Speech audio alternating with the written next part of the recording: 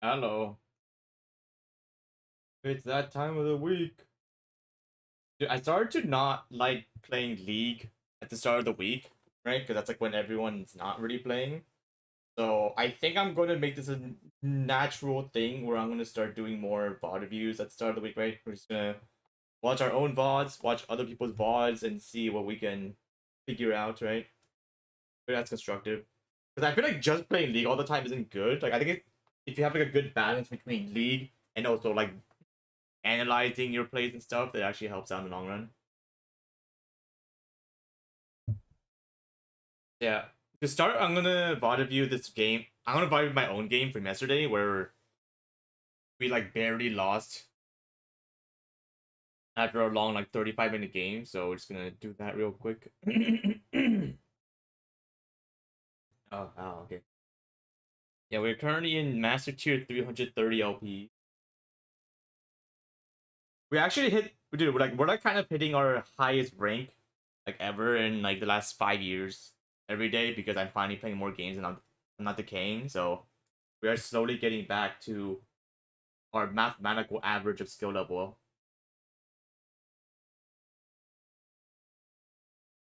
Are you looking to look at a point of view VOD for the reviews because I love some feedback because I'm an OC? Yeah, sure. Yeah, I'm down.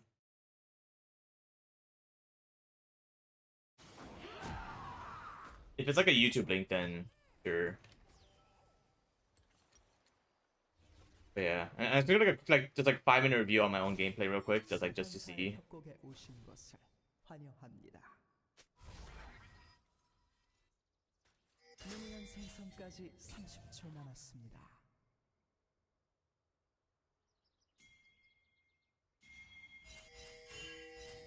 미니언들이 생성되었습니다.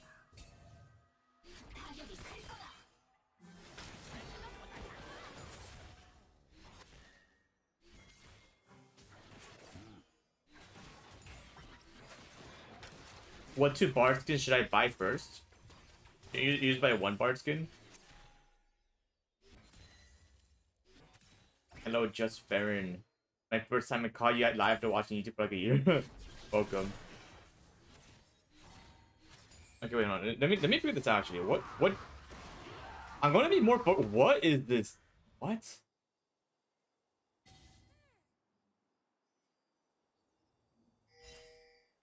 Bro, what is this? What is this pad thing? What?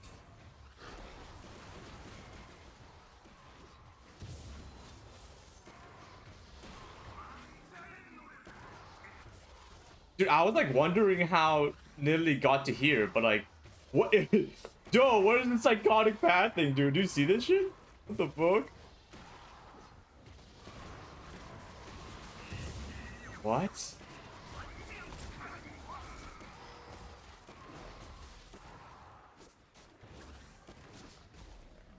Honestly, Carthage should have just splashed here, no? I feel like he would have lived if he just went over that way. Wait, is that even worth it? I don't even know if that's actually worth it. Like, I guess it was, but like in terms of tempo, it's like that doesn't seem like it's good. Wait, I'm so confused. Hang on.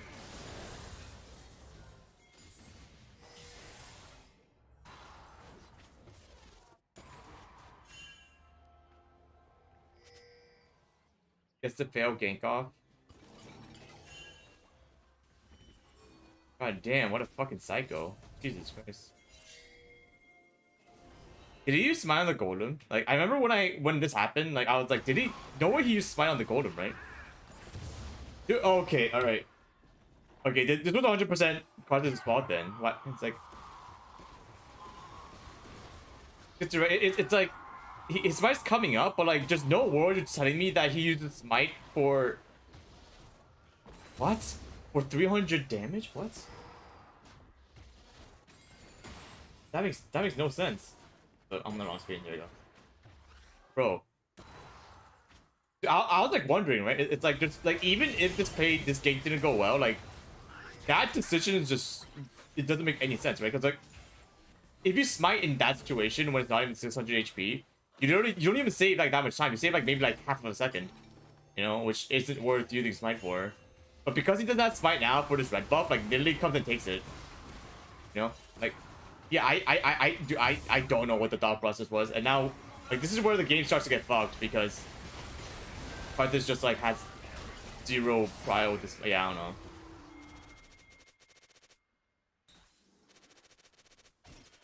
Dude, ain't no way he's spam pinging me. I actually didn't even see this during the game.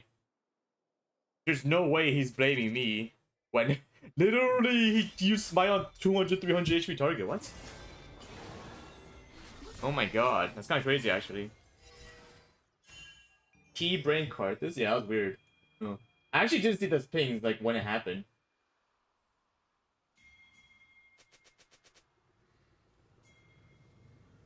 Very interesting. You play on permanent? No, I don't. That's the thing, I don't, which is a weirder part.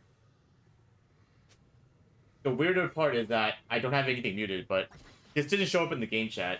I think he muted. I think he muted himself or something. I don't know. I like the part where tier 3 camps. Yeah, but you know, like that's what happens when you use smite on a target that's 300 HP, right? That is indeed what happens. That was bizarre. Like I was turbo sprinting tilted, I guess.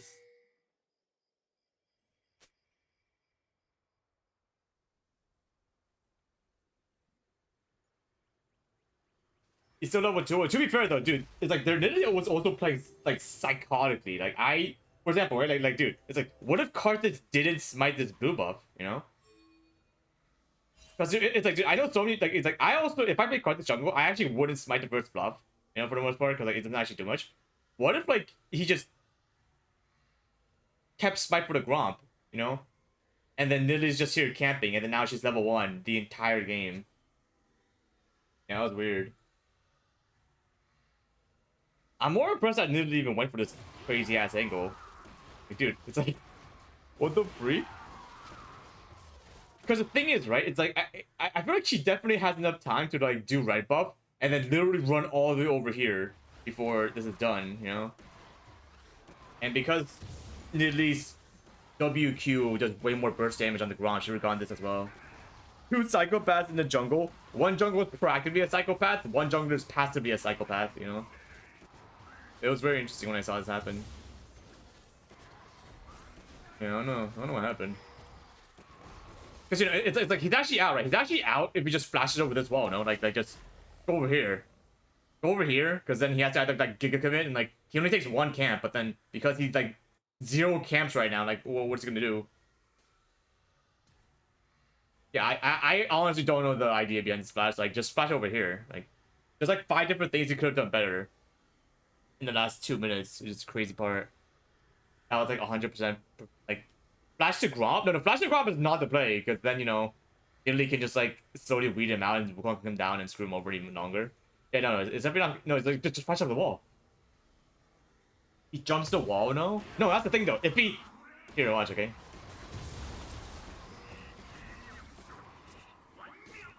It's like here, from this angle, right? The only way he can kill the Karthus is if he flashes and then pounces with WQ. That's the only way. But then if that happens, they trade kills. So yeah, it's like it doesn't, like, the entire point of flashing the turret isn't to escape without dying. It's to make sure that if he follows through, he dies with him. You know? Karthus shows the worst of the 3 paths. Yeah, literally the worst one.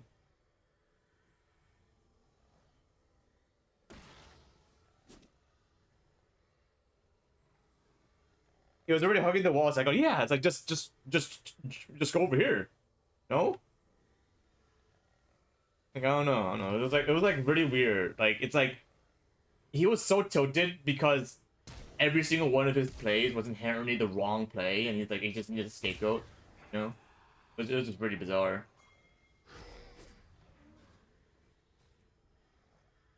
I don't know what that was about.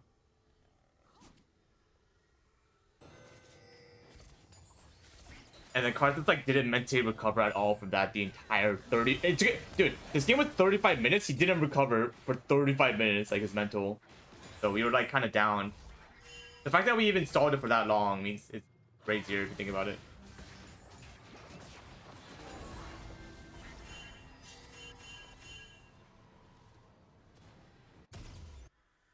Yeah, it's like what is he doing? You can clearly see how tilted he is, right? Because like number one, it's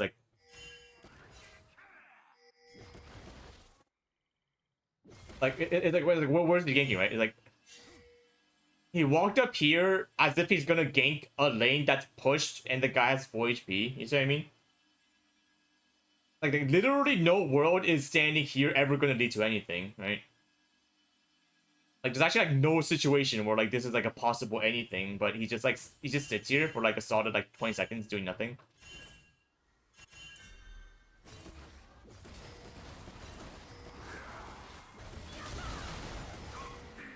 Boosted? No, he's not boosted, he's tilted. Like this is 100% just tilted behavior is the thing.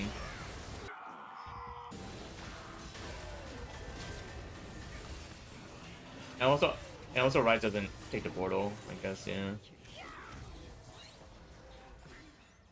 I don't know. This game was just weird. Honestly, dude, whenever I lose a game like this, it's like you can't really, it's like it's good that all of these terrible things happen in the same game, right? I'd much rather lose a game where everything's going wrong than lose a game where one thing goes wrong after like 99% of the game doing well. You know what I mean? It's like one of those things. Yeah, that was just bizarre.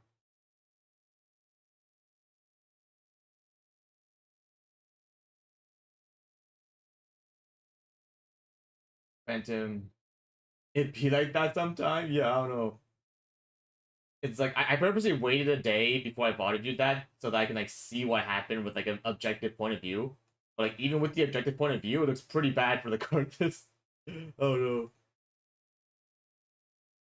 In like my most stable position, I'm just like, yeah, no, that looks pretty grief, honestly.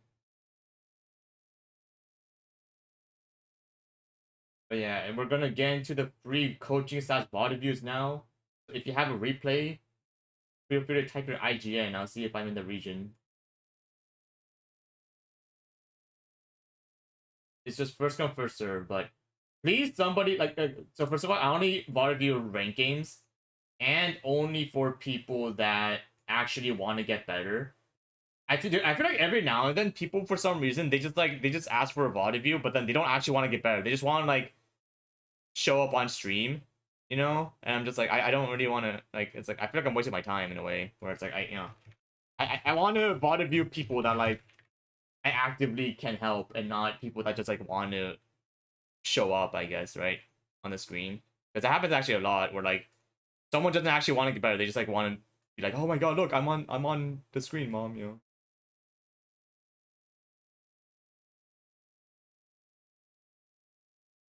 Meow meow meow meow meow. So wow Hernandez. Look mom on TV. Alright, Ekvis on NA as our first victim for today. Kappa. Do you have any advice on how to know when a matchup is winning and when losing? That kind of comes down to experience and just matchup knowledge. Honestly. Alright, what you are platinum 2. Okay. Do you have any specific game you want me to watch? Ekvis. God damn. Okay, I only do okay, well, okay. Yeah, one of these ranked solo games. I only do ranked solo because like every other single queue has like such a variety of weird ass like MMR ranges. I'm on stream. You're on stream. All right. First, oh wait, you an exhaust? You seem to like exhaust a lot. This is this one. Maybe you can filter out people by asking what the specific goals questions are. Oh, it's like it's like I do that before I even accept their body, right? Like I did it right now where I go like only people that want to get better. So that was my filter, I guess.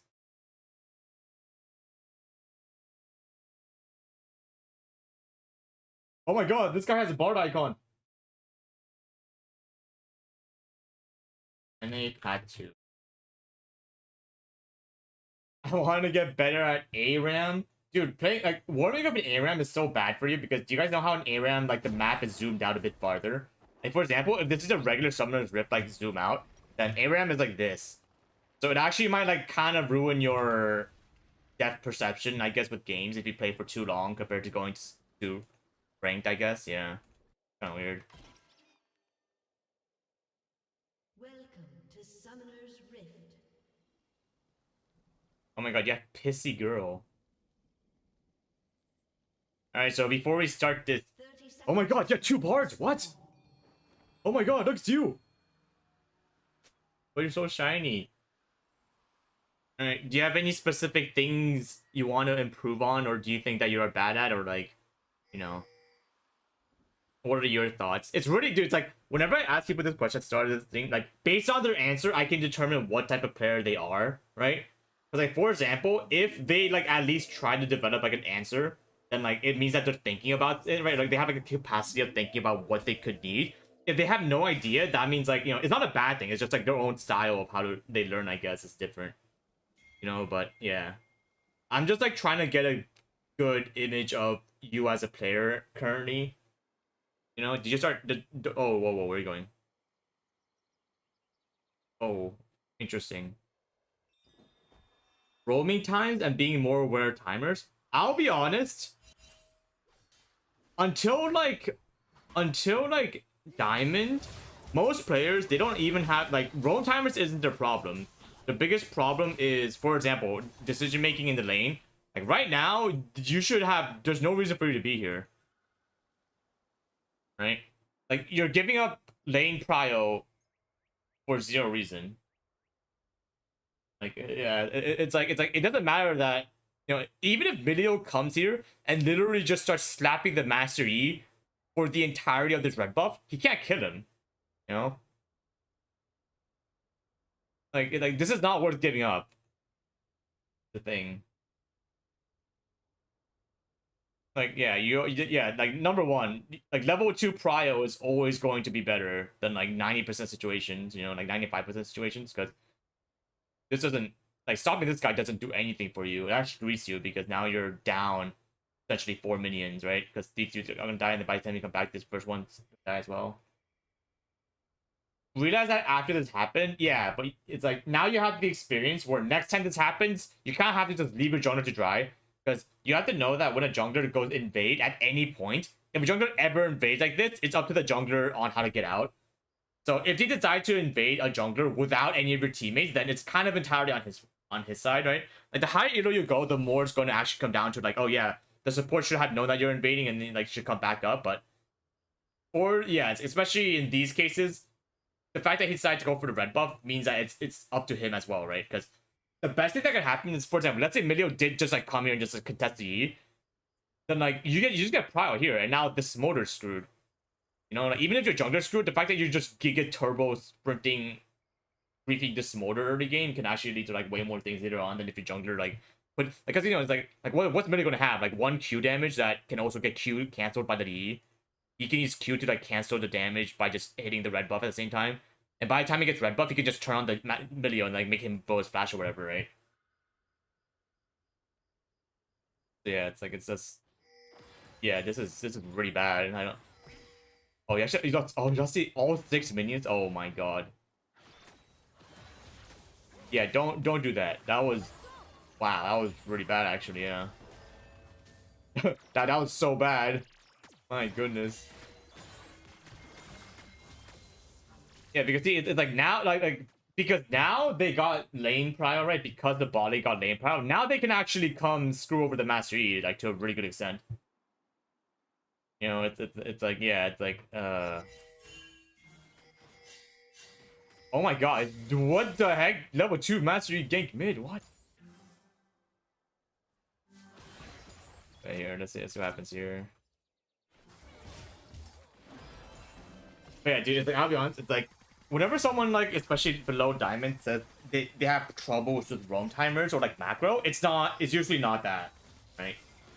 Where whenever someone, like, says that they have to get better in the macro side of things, it means that they don't see anything wrong with the laning phase, which even onto Challenger, like, people still have trouble with the laning phase.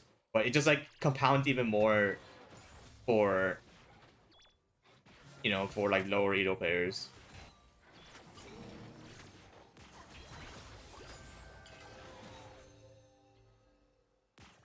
Give me a second. Okay, so, okay, I'll be honest, I saw like 7 different things that went wrong here, but I'm trying to cater the advice for this elo range, because even if I, for example, right, even if I tell you everything I see wrong, it's not really gonna help you get better, right? Because you're not gonna immediately understand what I'm saying until way later. So I'm trying to think right now. I'm trying to think what I can teach you do, I guess. So what's your room page? Spellbook? I'll be honest, I don't recommend Spellbook. Like, Spellbook is not something you should go until you know how to play, like, Bard properly. Oh, that's a good stun, huh? Oh my god. God damn. Gonna flash. Oh, Master E. Oh, Master E. Oh my god, that escapes? That's crazy. What a psychopath.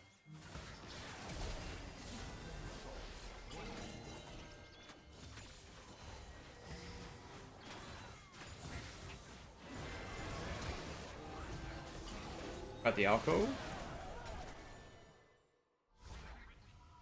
It's like, honestly, for the skill level, I think it's fine. Like, all things considered, yeah. Like there's a ton that I wish. Okay, so number one, how come you always go exhaust? Like, is there a reason you go exhaust over like ignite? Because for example, if you had ignite here, you're probably gone to kill anything.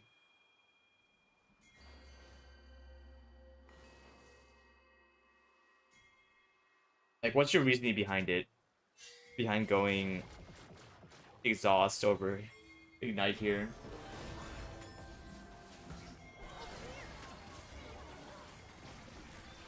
Like to use exhaust more over the whole game. Okay, so okay, I'm not gonna lie. I feel like you have to play more games. Like, I feel like right now, VOD viewing you at your current stage is kind of worthless, right? Like, for example, like VOD viewing and coaching and stuff, right? These are only good if you're at the elo that you're stuck in. But right now, just for the way you're playing, you're obviously you're not hard stuck yet. Like, I can tell, right? Like, I can tell you're not hard stuck, which means you have to just play more games until you get to your average, and then I can VOD view you.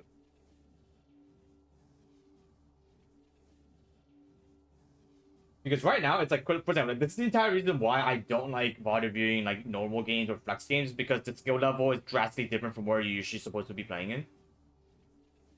I haven't actually played ranked in a while, starting in last week and mostly only defects. So, how come I'm VOD viewing then? Because that means you haven't played enough ranked to like get to your own skill level. Because like, just from what I can see, right, it's like you're kind of smurfing, like. Or like the way the way your character's moving is way different from how the other players are moving, which means you probably have a very high win rate in general.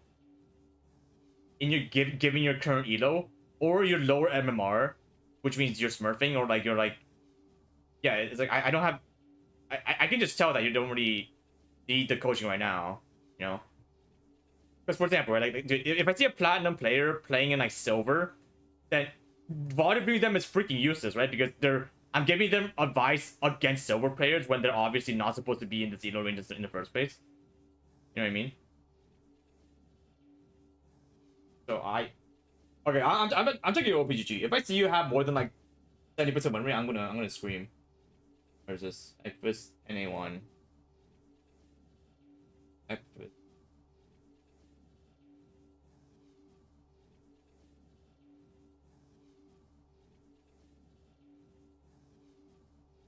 Dude, what the fuck? Yo, what the fuck? You have 70% win rate. You're not even in the elo you're supposed to be in yet.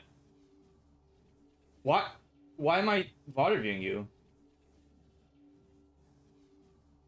Bro. I haven't played ranked in a while. You played 5 days ago. I literally said before I accepted to. Well, no, actually no, that's on me. I didn't say it exactly for this case. No, that's on me. Never mind. It's not your fault. But yeah, it's like, you know, it's not that like I don't want to VOD view someone that's like high win rate. It's more like you're not playing against people that are your elo right now, right? Because obviously if you have a high win rate, that means you're not in your own elo range, which means like it's like telling you how to improve when the things you're doing are already good enough to climb. It's kind of, you know, it makes my job kind of useless, right? Because like it's like you want to do what you think you do well over and over again until you get hard stuck. That's where the coaching applies. Because the moment that happens, then I can be like, oh yeah, it's like now that you don't really know how to improve yourself, then you can do this, and that. But yeah, right now it's like relative to your skill level, you don't need the VOD review. Yeah, I don't know. Yeah, no, this is.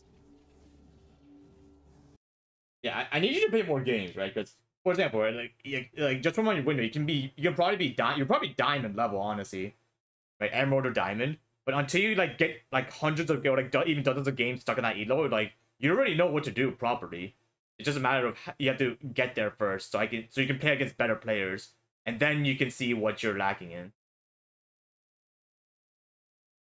What's a win rate to VOD of you? Just curious. Like literally anywhere that's below like 60%, right? Because that means you still have kind of it's situational, but in that case it was 70%, and you only have like 20 games or like something in like this week or whatever, or like this patch, or like it's not a lot, which means like the results are going to be heavily skewed to one side, which is not the point of VOD of you, right?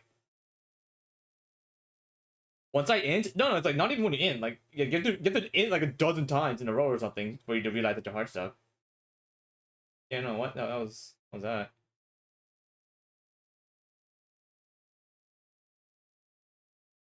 I guess I have to check the OPGGs before I even get into the VOD review, because like I just like, even after I like made it kind of clear that I want to see, I want to VOD people that like are at the elo range they are at. We still, yeah, I don't know. All right, next person. If you want your VOD reviewed and you actually want to climb and you're not smurfing in your elo range, then type your IGN in chat.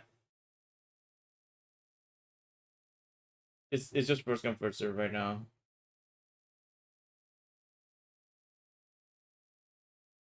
Give me your IGN.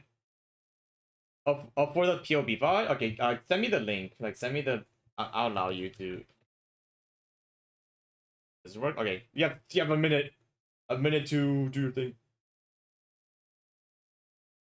Type the YouTube link or whatever. Okay, nice. Oceania? What's your elo range? I'm just gonna look this up first, so that we don't have another situation like that again. Oh, Emerald 2, okay. 53% win rate? Yeah, okay, that's good. Happily a casual player now? Yeah, casual players are the best.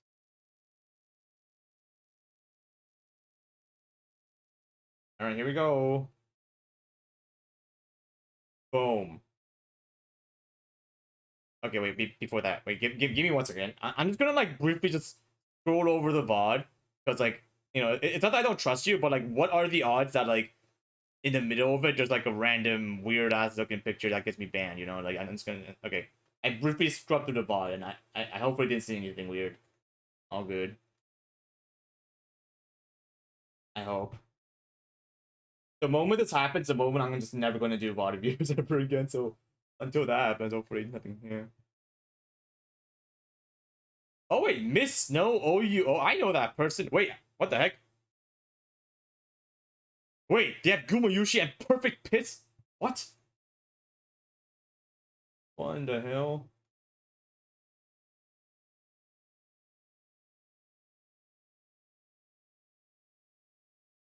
There's probably the Wild Rift coaching. Isn't the Wild Rift meta like way different than regular?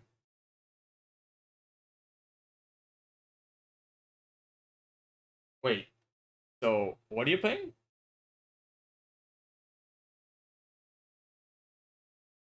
Did you? Oh, wait, hang on. Oh, there's two links. Give me a sec.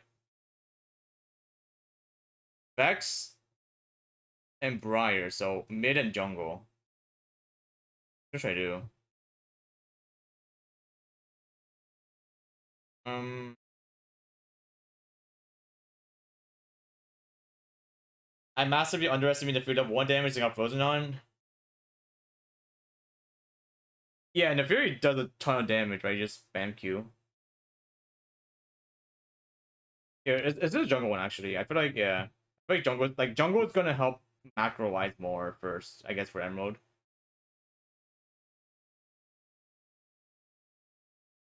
Damien Deathbane. RNG Gala, what? Wake up, Philip.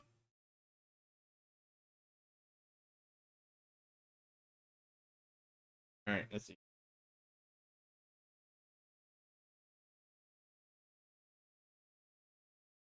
Okay, dude, I'm not gonna lie. I actually don't like overlays, right?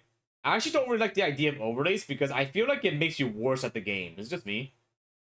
Like, this is just an opinion, but I feel like the more you rely on like external things like this, there's gonna come a day when it's gone, right? It's like everyone knows, like, you know, like there's gonna be some day where there's like a bug with the system or like, you know, like it just like doesn't show up, and now you're gonna be just screwed because you don't have this indicator there the entire time, right? It's just me. I don't know. I just don't like the inherent idea of like all these things showing up because I feel like in the long run you actually get worse from it. It's really good in the short term, but in the long term, I think it's bad. I used to agree with that, but I tested it out for my jungle clears, and I was much better with it. Yeah, but that's a short term thing, is a thing. You know, it's like if you really want to get better, you have to like know how to time things without obviously being shown right on your screen. But it's like, you know, this is just opinion, right? It's like this isn't even like a like you have to turn this off. It's more like it's just my personal opinion. So whatever works for you, honestly, just keep doing it. Like, don't get rid of it just because I said it, because obviously for like a majority of people, this is it's like way better to see where everything happens and it shows up and whatnot. But yeah, it's just personal preference at the end of the day. Unless Riot actually goes like, yeah, no, we're not. Whoa, whoa, whoa, get out, get out, get out.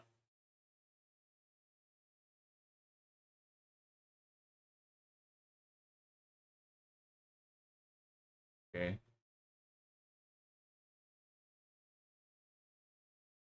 I'm just gonna see your clearing here.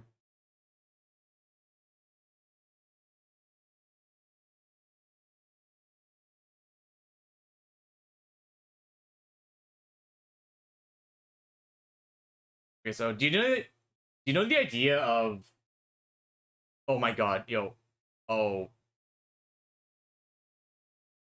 first tier is really bad this game. I get invaded. That what just happened just now wasn't a problem with an invade. That's I don't think that's a problem, my guy. Also, do you know the idea of when you have to use smite early versus when to save it for Gromp? Like, when do you use it level 1 and when do you use it level 2? Like, pretty much, right? It's like it just comes down to the champion and preference, honestly, where like if you think you'll be able to clear Gromp faster at level 2, you know, and then you just use smite on the blue buff immediately. And vice versa. If you think that it's not really gonna matter, then yeah, just use it for the Gromp. So it depends on the champion, right? Like if you have like a super big spike of damage at level 2 that you don't think you need the smite for, then just use it, you know, like just fucking use it to clear or something. But another thing, right? Like it also comes down to like execute damage. Like, for example, if your champion does more damage based on the lower HP, then it's actually better to smite immediately. You know, like for example, like Lee Sin Q. Lee Sin Q does like execute damage or fucking whatever, right? So spells like that, like I actually I have no idea what the fuck Briar has, but I'm sure there's something about there, but it depends on your champion. So just keep that in mind. I've been trying to better about walking out time and then the dots. Yeah. Yeah, that wasn't good, honestly.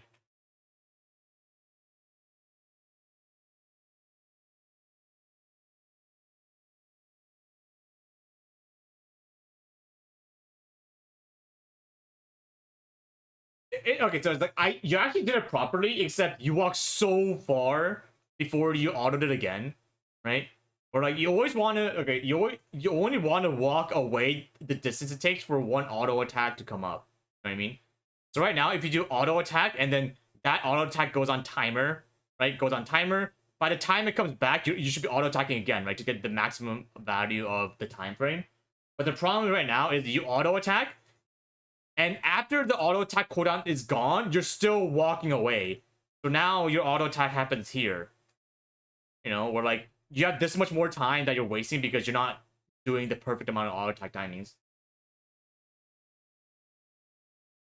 So you're right. So here, like you can figure this out. Like auto attack, auto attack, auto attack. Like that's your current rhythm, right? Like just like your champion at its current state. Like boom, boom, boom, right?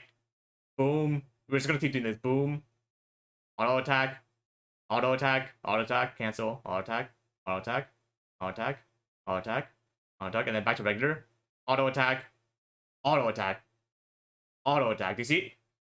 You mistimed your auto attack spacing twice, and the second one you misspaced it by like an entire auto.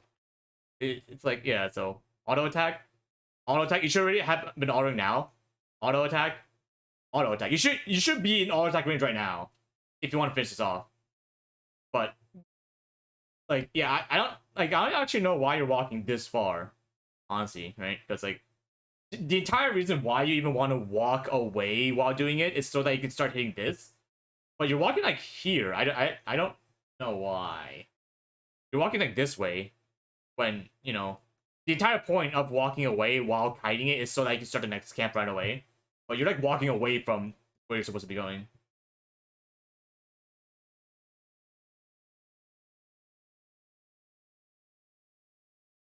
Yeah, that kind of leads to the weird situation. Honestly, it's like, you know, like there aren't actually going to be many times when doing this perfectly clear matters, but it's going to matter later on when you actually want to do faster clears. Get this a bit.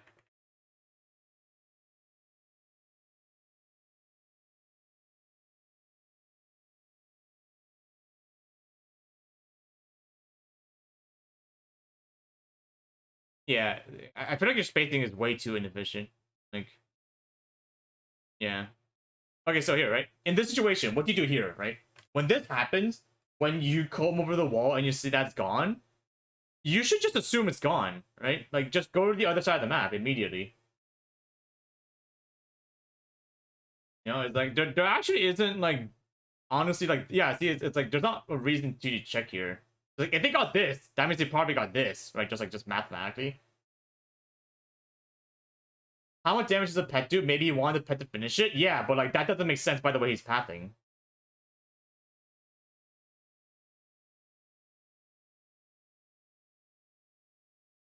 I think that 5 seconds isn't worth at all. So the entire reason why counter jungling works is that you want to be there before the enemy's there. You know? Because number one, if the enemy, like, if they took this camp, right, and if they only took that camp and left, like, they're just griefing their own clear, no? Like, they're turbo griefing their own clear. And, like, let's say they do that. Let's say they do get this camp and then go this way, right? That means you can actually, like, you can actually stop them, right? Because of how terribly they path, which isn't going to happen. So odds are either they got this and then went to the blue side, or they got this, got everything, and then now they're going to the blue side. Either way, they're going to the blue side, which means you should be over here or some shit, you know? Like, you know, it's all about probability, right? It's all about percentage of, like, what are the odds of them doing this pathing versus this pathing? And if they did either one of these, what's the best chance you have of getting that back?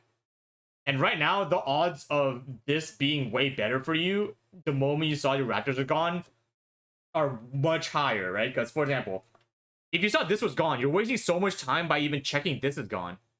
And then by the time you check this is gone, like, that small amount of time could have been spent running to the Raptors and maybe getting a steal before they come, you know? It's like sometimes you, like, jungling, especially when getting counter, it's all about doubling down. Like, you have to know how to double down and just follow your own instinct.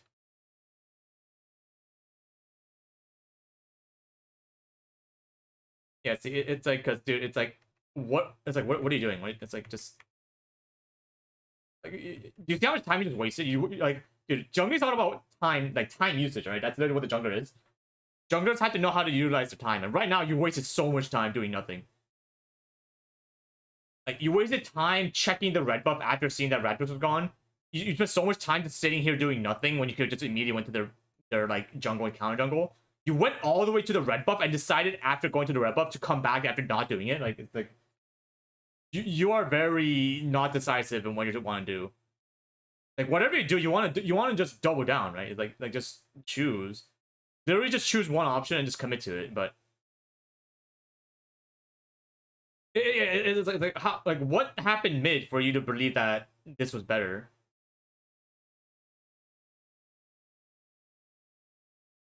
Like, because number one, right, dude, he's full HP. Like, he's full HP and he's a Katarina. The odds of you getting this successful game, especially when size is low, it's super low. Like, once again, probability, right? Just probability. What are the odds you kill this guy without anything bad happening when size is like no HP? And also because Katarina potentially has 2 jumps and a flash. And also, if you stay here long enough, the enemy jungler that 100% took like most of your camps is going to be here by the time you come back. Like the odds of the 2v2, like the odds of 1v2 happening are already pretty bad. And the odds of 2v2 happening are impossible, right? So like, yeah, like, and like, yeah, this is just really badly failure, because like, yeah, it's like, yes, yeah, like now the game is unsuccessful, right? Obviously. And then now by the time you come back, like the enemy jungler is 100% going to be here, right? Like you wasted so much time that by the time you did 3 camps and came here to finally counter jungle, there's a good chance the enemy jungler cleared like 6 camps, and now he's going to be level 4, and he actually might have recalled with after getting scuttle, you know? Like there's way too many things that could go wrong. Yeah, see, like, yeah, so it's honestly a miracle you got that kill, I'll be honest. It's like I want you to know that you getting this kill, it's not, you didn't do anything good, right? It's like you getting this kill was not anything that you did well. I just want you to know that. It was more like Skarner, like I have no idea what Skarner was doing, right? Gainstone was lucky, yeah. It's like this was just luck. Like I feel like people, they always have a tendency to like after they see a play happening positively, they're like, oh yeah, that was a good play because it ended up well. It's like, no, that's not the case. And also here, yeah, I had no idea what Skarner went that way. Right? It's like, why did Skarner go actively towards you? Right? It's like this never happens. He'll probably just keep running away, right? And like there's a chance he can get out from that way if he can't chase you.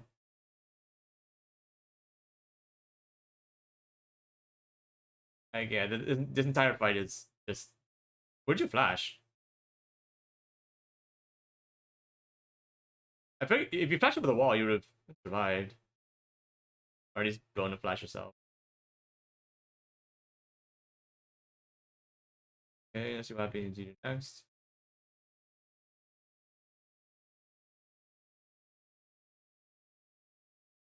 Like I'm just skipping a lot because like all of these fight things, they don't actually matter.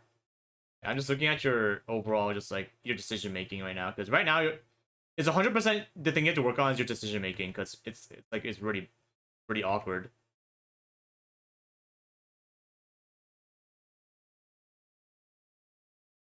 Okay, so number one, right? Okay, so number one, especially in the early game, you want to follow a rule of you never want to have double smite, right? You never want to have 2 smites in your inventory. Like this is just like, you know, it's not really a rule. It's more the fact that because you have 2 charges, it means you're not using that damage for anything, right? You're not using pretty much 600 damage, 900 damage potentially, right? For anything.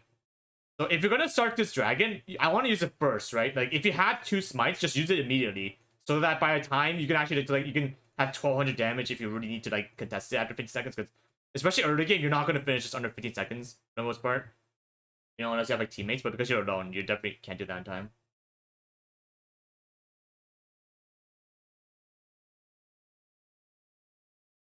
So yeah, it's just okay. Wait, what's your path? So how come we didn't do the Gromp here? Okay, so okay, let me just teach you something about clearing, like clearing in general. You want to try to pair things. So for example, you want to pair your Gromp with your wolves. So Gromp with wolves, and also raptors and golems. Like for the start, right? Like the higher elo you go, the more you're gonna break this, because there are gonna be times when you have to break them, right, to get the optimal play. But for your elo range right now, you want to try to pair these camps together. Okay. Because the reason why is because these 2 camps, like these 4 camps, they spawn at the same like timer. And the more you clear them, the higher the XP you'll get in the next rotation. Like that's just how jungle camps work. Skipped Gromp to get to topside because Grubs were up and there might be a fight. That's the thing though. It's like that That doesn't make any sense. That makes no sense. If you were scared about grubs and there being a fight, you would have just skipped your goals as well, and you would have went to grub or you went to grubs immediately. Like that makes no sense. Because if your entire idea was to go to the grubs for maybe a fight, you would have bypassed your wolves as well, and you would just went here. It's like that, like same thing. It's like you're like, because right now, like the problem is if you do wolves now and not get your gromp, you're screwing over your gromp time as well. Because now the next time you come back, there's only going to be one camp up in timer wise, unless you wait the entire like, what is it like 2 minutes, whatever, like 1:59 or whatever. It's like how long it takes for the camp to respawn.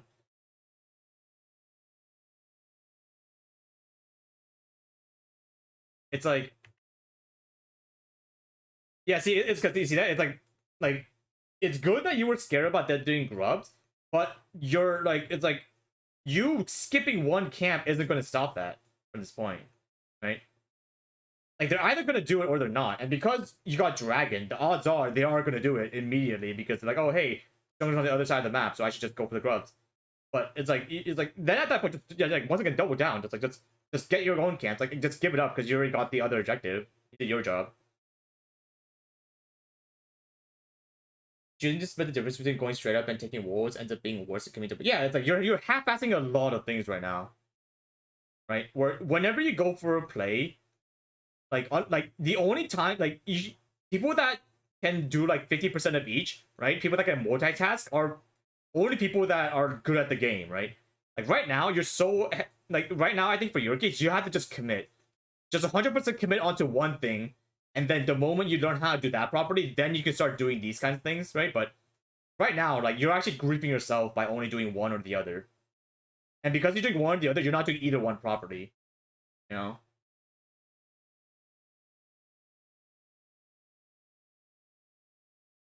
Like you have to know, like, yeah, it's like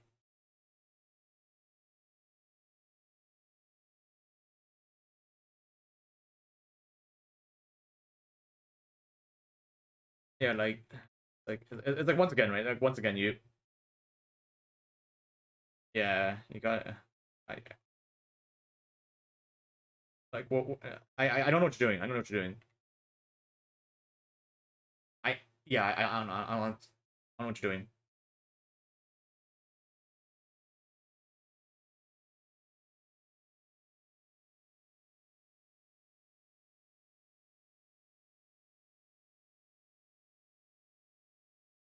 I regret that. Oh, the second I pressed it, yeah, but you should have regretted it before you were even in the position to use it, right?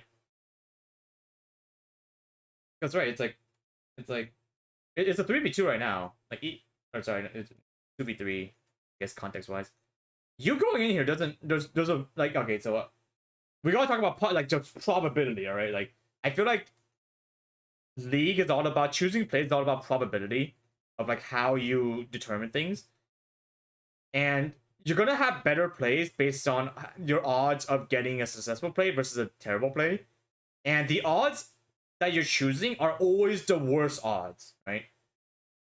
So, for example, if there's a play that's 75% correct and 25% correct, like these are the odds of a play being good. You're always, I don't know why you're always shooting this one. Like the last 5 decisions I saw you make, they're always like they're kind of the worst one.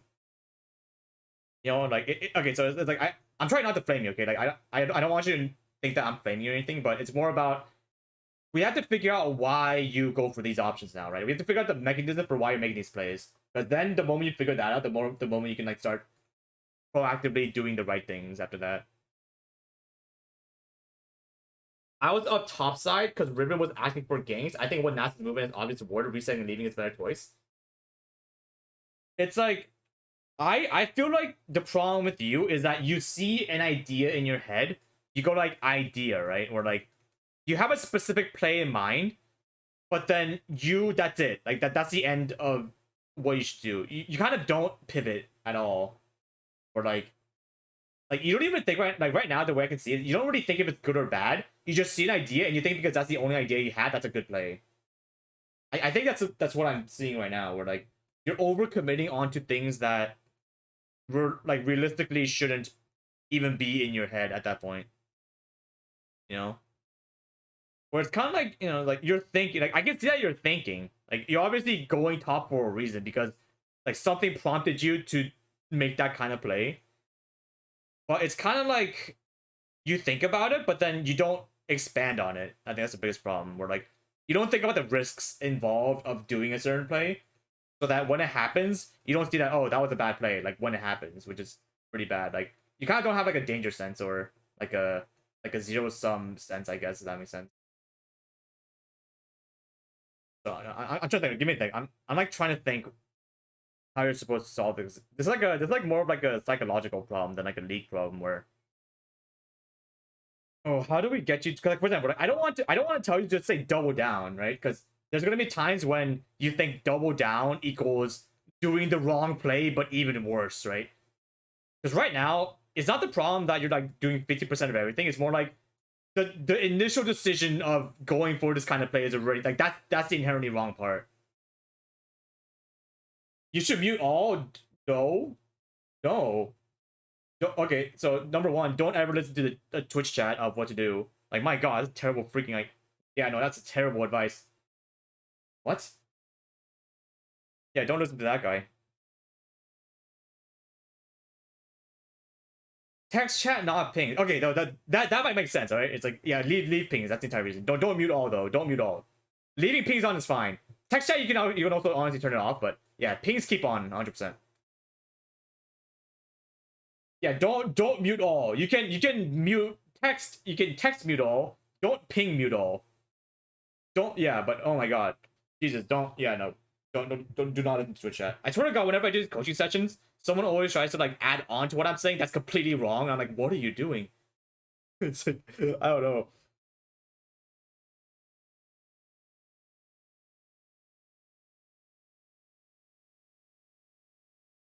But yeah, it's like, so I'll be honest. I feel like the like helping you make the right decision. It's gonna come down to experience, right? Where you need to see why you're behind in a sense.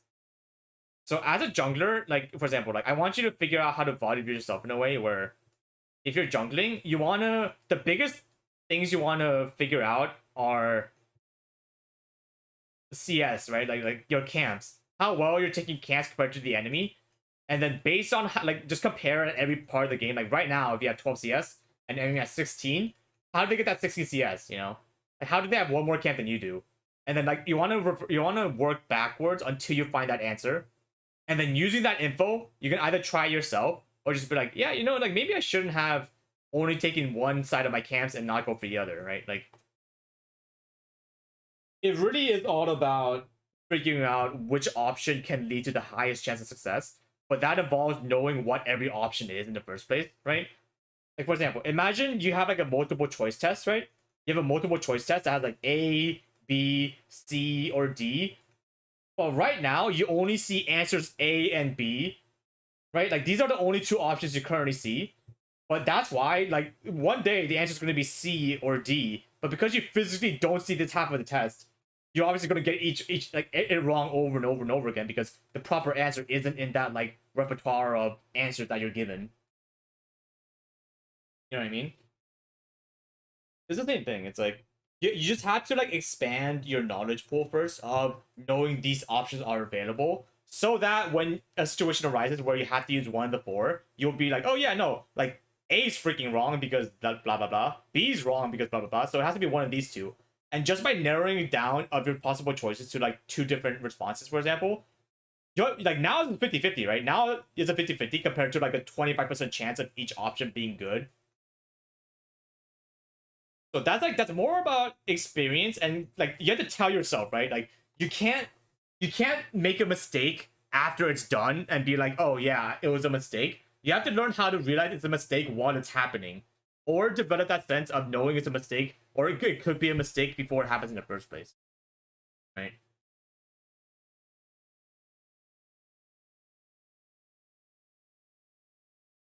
So yeah, it's like it really depends. Do I just put a YouTube link here for a video review? After the current session. Like I don't want to do like a backlog because that will require someone to stay for like 5 hours, right, for the turn.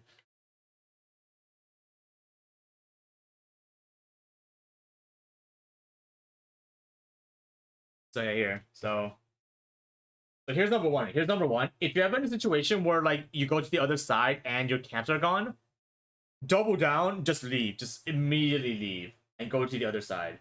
Right? Because especially like even up to like master tier, right? Players are pretty they're pretty like standard in how they do things. You know? Like until you get to very high elo where they would intentionally take one camp and leave, you know, like odds are they're gonna take two camps at the very least and then leave. But like that's only for high elos. For most low elos, they're gonna take every camp in that area, right? Because it's just more efficient that way. Which means you can expect some level of like proper play, so that you should expect that you should go over here. Because for example, right? Like, dude, do you see how long it took the Skarner to even show up on the bot side? Right? Like, dude, the fact that you're even getting this red buff at 4:15, when this is the time when all the camps respawn after the first clear, should show that like it should be very obvious that like Skarner did some kind of weird ass fucking full path thing or something. I was hoping he did his own side and did blue, Raptors, red. So you're saying he did this into Raptors into red, right? That's what you think. So that means he did 3 camps of time. But does that mean that you think that you did 3 camps of time and he somehow did 3 camps as well? Like these are equal times, right? Like these are the exact same timers. So that means you had to have expected him to, after you did 3 camps, even after you failed your smite, 2 bots versus 2 smalls, that doesn't make a difference. Because you also have to know that you fucked over your smite, right? Level 1, so that means you're pretty much behind. But the fact that the fact that you thought that he was on the same timer, when mathematically that makes no sense. Like unless you have a hyper clear champion that does camps in before even 2 minutes or 3 minutes, like 250 like Zyra or something, which is not the case for a single target damage champion like Briar's level 1. Like mathematically that makes no sense. I feel like right now, dude, it's like, okay, so yeah, because it's like it just doesn't make sense. Because like this is math, right? Like 1, 2, 3. Let's say this is just the amount of camps that it takes like this much time to do each camp, right? If it takes you like, just for example, 10 seconds for each camp, like this is just an example, it's not the exact thing. That means you expected to do 30 seconds of camps before this guy did 30 seconds of camps. You see what I mean? It's like that, like that makes no sense at all. I'm just trying to explain the thinking that was in my head. Yeah, I want you to know that that's, yeah, it's like, that's wrong. That's wrong thinking, right? You have to change your thought process, I guess.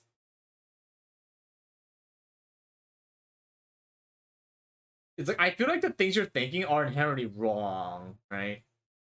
Like, for example, right? It's like, that play was wrong of, like, doubling down on checking, I guess. I've been treating it as 50 seconds per buff. No, it's like, that's the thing. It's like, don't do... Okay, so even though I said... This is an example, right? When I said 10 seconds, 10 seconds, this is more of an example. I'll be honest, during the middle of a game, you should not be doing things like, oh yeah, it's going to take them 50 seconds to do that camp, and 10 seconds for that camp, right? Because, like, what if they smite? What if they smite it? Now your entire timer's fucking off by, like, 5 seconds. So it makes 0 sense to, like, try to do this exact number of timing. This doesn't make sense. Is it 15 example? No, like, just simplify, right? Like, 1 camp equals 1 camp. Like, that's it. Like, don't do 50 seconds equal 50 seconds. Do 1 camp equals 1 camp. Like that's the simplest way of doing this. Like, and it's gonna give you so much brain power if you just do like 1 equals 1, 2 equals 2, which means by the time you do 3 camps, they'll probably have done 3 camps. Like that's the simplest way of thinking about it. Like I feel like you're overcomplicating this, right? Like, dude, League's a very simple game if you let it be easy. But people like talk about so many of these like very detailed things when they don't have like the capacity of thinking that at that level yet. Like, for example, right? Like the more smaller you get, the more you're gonna have to know about the game to actually implement it properly, right? Like, for example, like let's say you have 1 spell. Let's say you have 1 Q that's like 7 seconds long, and you have the enemy jungler Q that is also 7 seconds long. Like, if you use one spell, you can be like, oh yeah, it's the same time as his spell. So if I use my spell and he uses his spell, I can predict that his spell is going to come at the same time as mine. Because, you know, it's just 1 equals 1, right? The only time, like, but let's say, for example, you have 7 seconds Q and he has 8 seconds Q, right? That means his Q's gonna come up 1 second after yours. But you don't want to say that, you know, until you're good enough, you don't want to be like, there's a 1 second difference and then time that 60 millisecond difference or whatever the fuck, you know? Like, you want to just be like, oh yeah, that means my Q is going to come up a little bit faster than his. Like, that's all you have to know. Like, the way you conceptualize these things are going to be way easier for you if you know how to, like, narrow it down to its most simplest form. But right now, it's like, you're thinking too much about things that don't matter. But that also means the things that actually matter, you're not thinking at all because you, like, you didn't divert enough brain power to it. You know what I mean? It's like, yeah, it's like, just...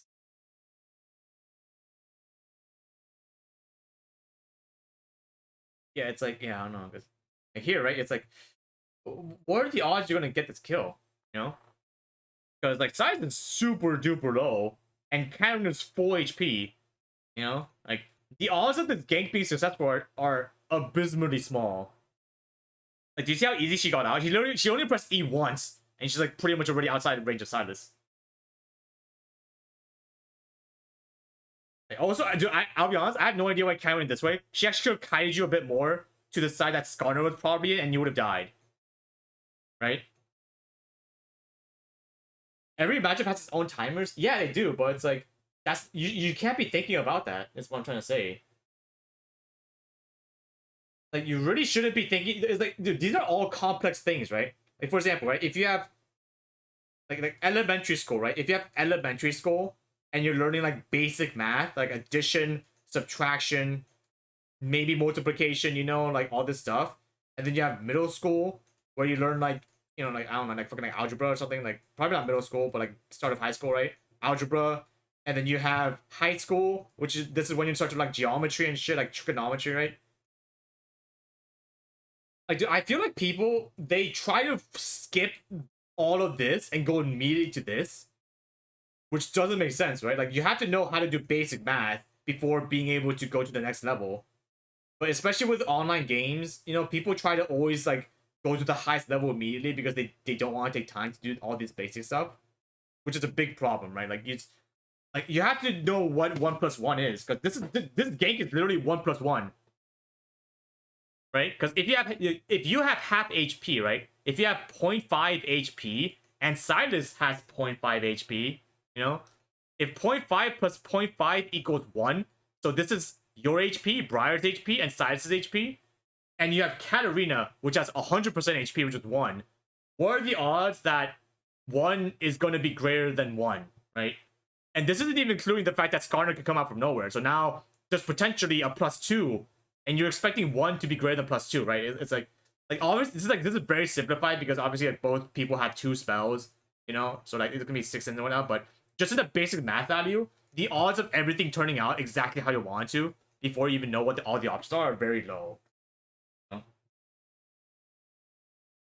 The vision in my head there has Silas hitting the E2 and probably on theme with your plan. Yeah, but that's the thing, right? It's like, that means you're going into this fight assuming that everything's gonna land.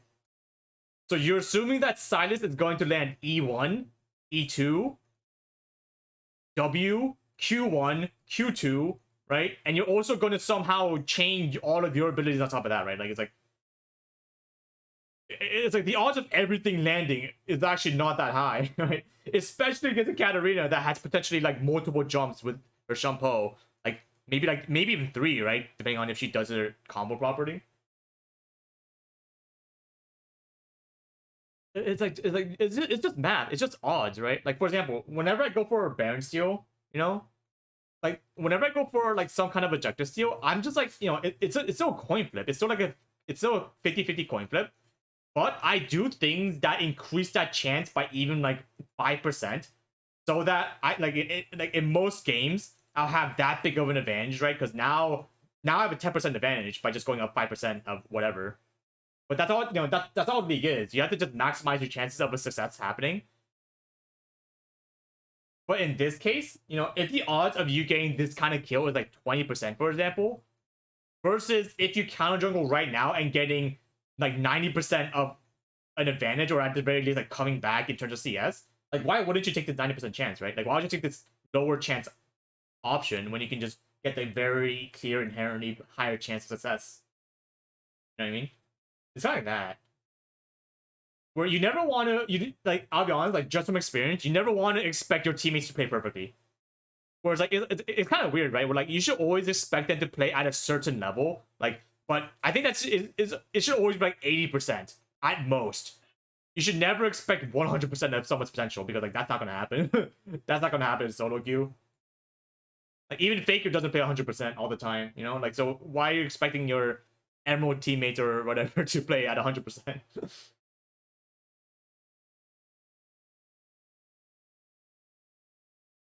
But yeah, here. Okay, I'm still thinking. Like, I'm still thinking what I want to tell you, because, like, this is all about just, like, experience, or, like, how do I get you to make the right plays? But that means, like, if I want you to get to make the right plays, that means I need you to know what the right plays are in the first place. But knowing what the right plays are in the first place comes down to, like, actively analyzing your own gameplay to see what works or not. But, you know, you can't just tell somebody, look at your own VOD and, like, see what you did wrong, because, like, they obviously don't know what they did wrong if they need to VOD you in the first place. So I'm trying to think. Just let me think real quick. Let me just...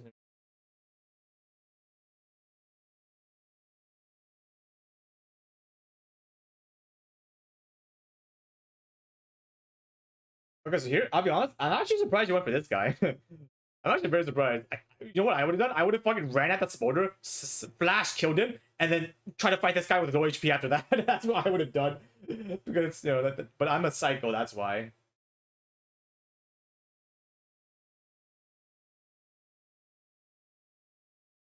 I'm honestly just a psycho if I do it that way.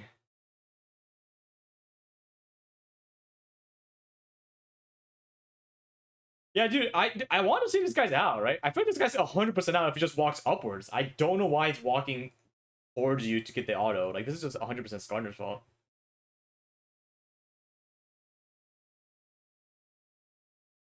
Because, right, like, number one, like, if he actually didn't run into the wall, if he ran you into the tower for, like, even one tower shot, you were definitely in kill range. He turns to bait into the Braum and the cat. That, yeah, but, like, that doesn't make any sense at all either, right? Like, he also made a terrible play. Because if he just drags you over, like, dragging you over to their side is the highest chance of a success. Him dying first before they can come is already, like, that's already a terrible idea, so. You also want to see what bad things the enemy does, right? Because that's 100% also a bad, like, you didn't live here because you played well. It's more like the enemy also played as equally terrible for this to have happened in the first place. And also, Braum decided to go in here. Like, the same thing. Like, Braum also made this exact same mistake of trying to fight a 2v3 for zero reason. You know, so it's like, yeah. Like, the fact that it even kind of almost worked out is already, like, you know, that's a miracle in itself. But that shouldn't be what happening.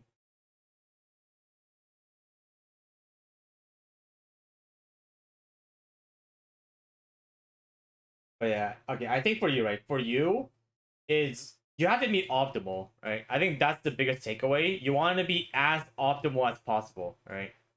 But that means if you're right now, the biggest thing I see you make a mistake on is you see what your team's saying, and then you think that's immediately the right play, right? Like, for example, when Riven said, "Can you gank this Nasus top before it gets unkillable?" Like, if Riven wanted the highest chance of a kill, he would have traded with the Nasus so that he's low enough HP to get an easy gank off. That's what she should have done. But then when this happened, like a few minutes later, Nasus was 4 HP, which means Riven wasn't even doing anything to make that chance possible in the first place either, right?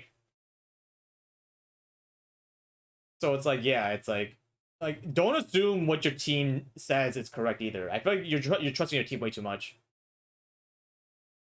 Because, dude, yeah, it's like, why would you give your enemies the chance to run away if they have 4 HP? Like, that's entirely on Riven too. But, like, you trusted that for some reason. You trusted that because Riven said, "Can you gank this guy?" That meant I should gank top. But that is honestly not the case. Like, you have to focus on yourself. Like, focus on what you can do yourself. If your team flames you, like, just ignore them, right? It's like ain't no way you're telling me that teammates haven't made mistakes to themselves either. Like, yeah, it's just Like you have to know how to make your own decisions. Like don't yeah, like it's like you are your own person. Like just fucking ignore them or mute them if they start doing things. Like that's what I do, right? If I'm in a game and I see somebody that has obviously no fucking clue what they're saying, this happens a lot where like you can 100% tell like just being emotional. Like they're being emotional because they're bad. And because they're bad, they're literally griefing you by telling you what to do. Just mute them, right? Like fucking A, like don't get dragged down by people making bad calls because they think that's good when they're just terrible themselves at the game in the first place.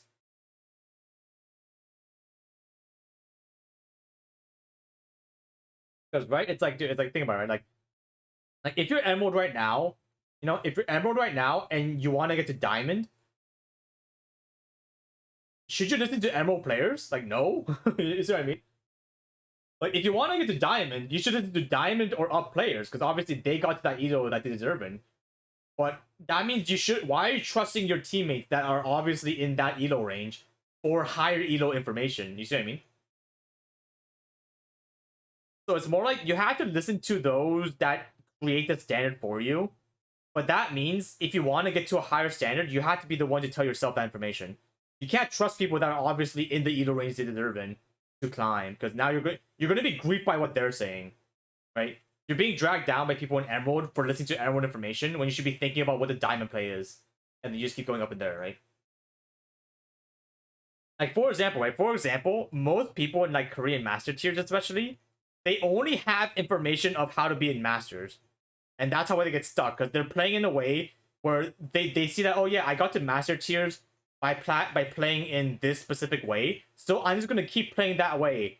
But then they get hard stuck for like their entire lives. But then if somebody has the full idea that they're in challenger, right? They kind of gaslight themselves into believing that their standard is being challenger. They're obviously going to make the higher rated plays in challenger in master tier, and now they're going to climb way higher than these guys are hard stuck in the first place. So yeah, it's like don't listen to your teammates, right? Like obviously there are times when your teammates say something right, but that also means there's times when they say something wrong. But you have to know how to filter that immediately. Because right now, I feel like you're not filtering out this excess information at all. Like right now, like how come you're like where are you going, right? It's like you're going down to help your Senna, but if you really think about it, it's like Senna shouldn't even have been here in the first place. You see what I mean? Like her being caught out here doesn't really make sense in the first place. So it's more like I think it's actually good that you came to help, but it's also like, you know, you have to know that you coming to help isn't the standard play, right? Because like that means like Senna shouldn't even have been in a 2v1 situation this far up in the first place to have gone caught out. You know what I mean, I know it's like also here, right? It's like you're moving down before Senna's even caught, which is the weirder part, right? It's like how come you started going down before Senna was even in danger of getting caught in the first place? It's like yeah, what was the idea behind this? Like, are you like, yeah, I don't know. Like, what's your thought process of why you went down in the first place at this time? It's like you just it's more like you happen to be here for whatever kind of play before it happened. Like that's not really a case of like prediction. That's more of a case of just like you just happen to be here, right? Because odds are, right, like most of the time you just clearing all your camps to get level 6 spike is gonna be way more beneficial for your team than being bought. You know? It's why junglers, like, even like at the start of the game, they don't usually level 2 gank, because if they level 2 gank, that griefs the rest of their clearing for the entire game. Because now they're behind. Which is why sometimes it's actually better to let your bot lane die instead of like doing a full clear. Like sometimes, like I'm not saying all the time, but like there are times when it's actually better to just like let your bot lane just figure out themselves that they're a terrible freaking play. I click to take Scuttle plus look for drag than see Senna getting caught.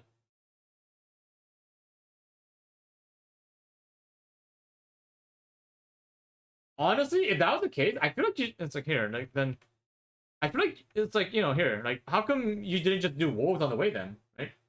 Because I don't know why you're pathing like this. Like, why can't you just path here, jump over the wall, get wolves, get Gromp, and then do that? Because like, you know, it's like you getting wolves is only going to take like 5 seconds right now with your Titanic Hydra, right? It's like or your cleaver, whatever. I don't know what the fuck this item's called. Fish.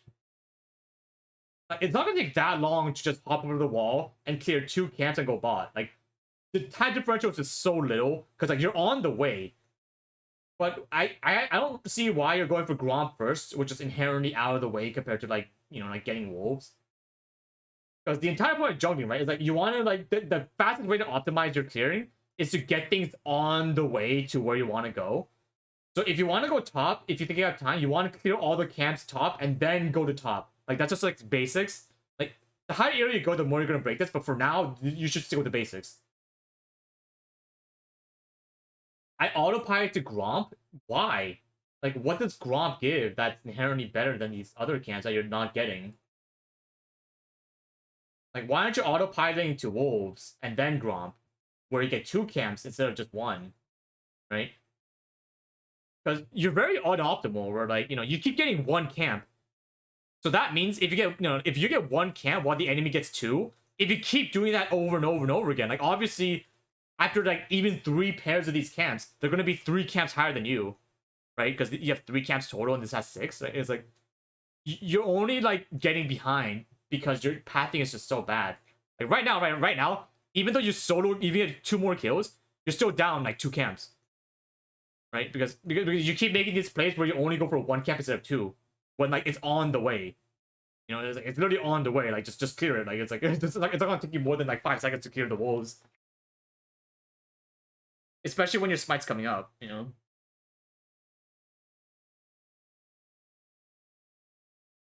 Extra camps is important. Yeah, it's like especially as a jungler, you getting to level 6 before the enemy does. It's just as huge, right? Like because now the moment you get level 6. You'll be able to like contest objectives way easier because now the enemy doesn't have an ultimate and you have an entire OP ability that they don't have. So the odds of you succeeding are also higher because you have a level advantage. And if you don't take camps, you have less gold. So now because you have less gold, less levels, less EXP, it's like the odds go down so much just by all these things happening that in most situations you're only going to be down in the fight. And it requires people playing worse on the enemy team for you to actively get advantages from the situation. Yeah, it's like just if it's on the way, just get it, right? It's like it's like because the thing is, right, you could have actually gone wolves and you still actually would have been here in time, maybe like before this guy died is the thing, but you would actually be like you could potentially be level 5 after like getting all this, right?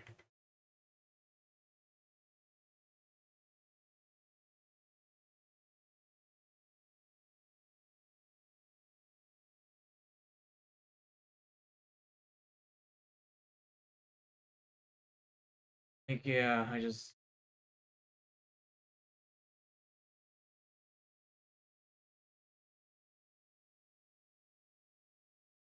because dude, it's like I'll be honest. I think the best way to climb is you want to look for like a high elo like player that plays your exact role or champion, and then learn from that. Right? That's probably the easiest way because you can see what they're doing and then like try to figure out why they're doing it. Because it's like it's good to if you watch your own VODs, but at some point you have to start watching other people's VODs because obviously they're going to be way higher elo than you are. Oh, so here, let me actually find it.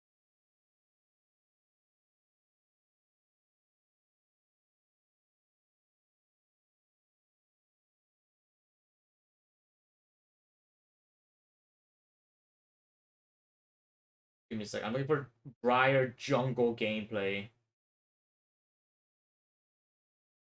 That's like recent. Oh, 10 days ago? Oh, not bad. Hang on. So yeah. Here's just one example. I just Googled it. Sarah, watch this pathing. Okay, watch this guy's pathing.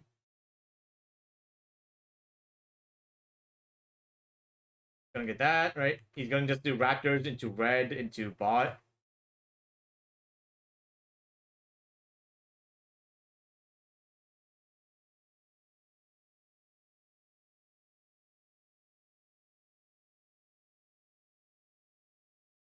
I actually think he's here. So what he was gonna do, he was probably gonna go for a blue invade, but then he decided that it's like it wasn't really worth it, so he decided to go back to the other side. But see, it's like like look at this kind of game. Look at this kind of like this position, right? Like, do you see how like just from the get go, like the chances of this kind of gank being successful are already way higher because like like everyone's low. Like this guy's low enough where like you can just snip on him and he dies. You know. Like the odds of this kind of gank happening are inherently high because the enemy's low in the first place. But from like your VOD, I saw that you keep going for fights that are like the enemy's always 100% HP, right? Oh, here. Okay, so here, right? It's like here, they actually took the blue buff and they left. So this is a case where they actually got one camp and they went to the other side. So it's kind of like your case where they took one camp and they left. Oh, they actually got just now, which is interesting.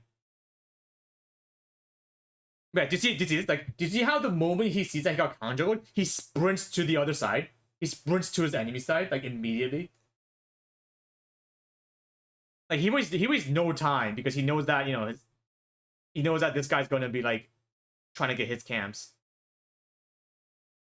So right now he has no smite, so he's gonna try to bait this guy's spells out for like a bit longer. But then the moment he sees that he's not gonna make it, he's probably gonna go for double scuttle now. So you have to kind of know that the moment you see an enemy, you can take advantage by going to the other side of the map. The odds are, if this guy's like doing proper macro, he's probably gonna get this and try to rush to the other scuttle. Like either that or it's gonna recall and like continue his bad thing. But yeah, odds are he's gonna just go back to his side. Because that is the macro correct play where the moment you see a jungler on one side of the map, you want to just go to the other side. Like that's a simple macro. You want to just go somewhere where that guy hasn't been. Do you think that's from XP where it's thinking about moving like that as soon as he sees his blue gone? Well, it's like it's just simple, right? It's like because number one, like if you took your red side and then you came from his blue side and you physically saw him leave your blue side just now, it's like there's not really much you can do, right? You can't go to your side or your side because both sides are taken. So the only play is to go to their side. It's more like that's the only play that you have. But then earlier when I saw that was the only play you had, you didn't do that. You went to gank mid. That's like a very ungankable lane, right? It's like in my head, this is the only play you can do of invading the enemy jungle. But for some reason, you didn't do that. You physically walked in and then you physically walked out without taking anything. Which wow, it's like what the heck is going on?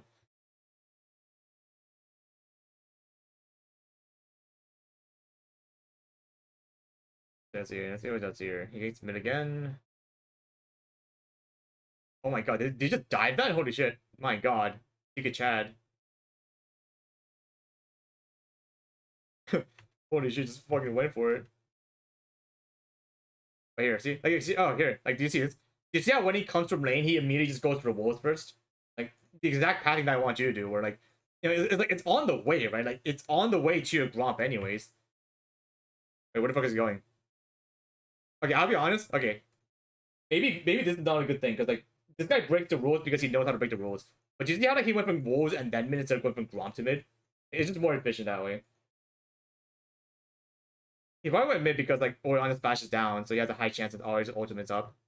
That's probably the thing he did.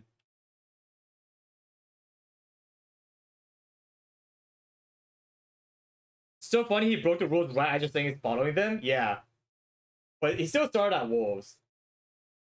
He still started at Wolves because this was closer instead of starting at Gromp. I feel like starting Gromp is never the play, right? Like if both are up, never go to Gromp. I don't know why you wanted to Gromp so much.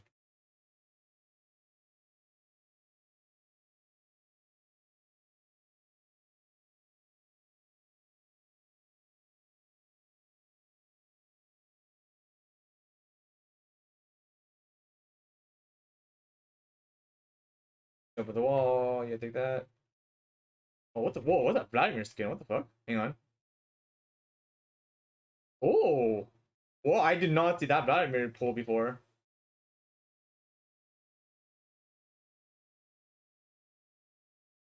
Yeah, also here, let me go back to your thing real quick. There's this.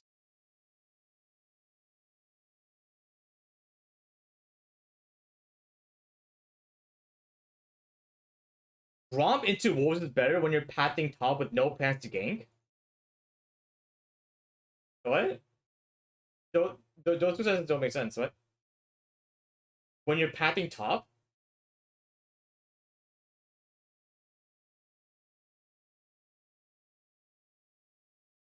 Well, that means you're not pathing top.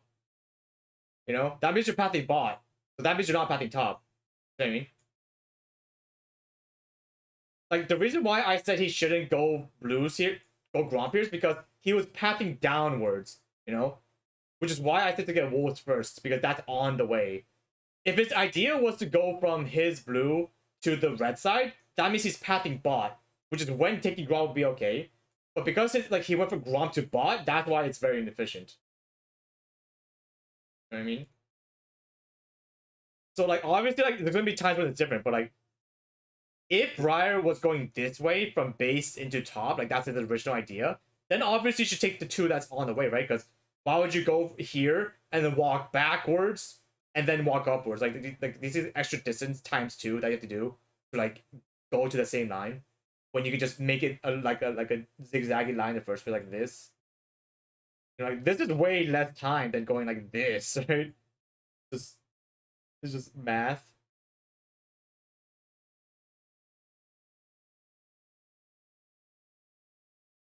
So here, hold on. Let me think about this.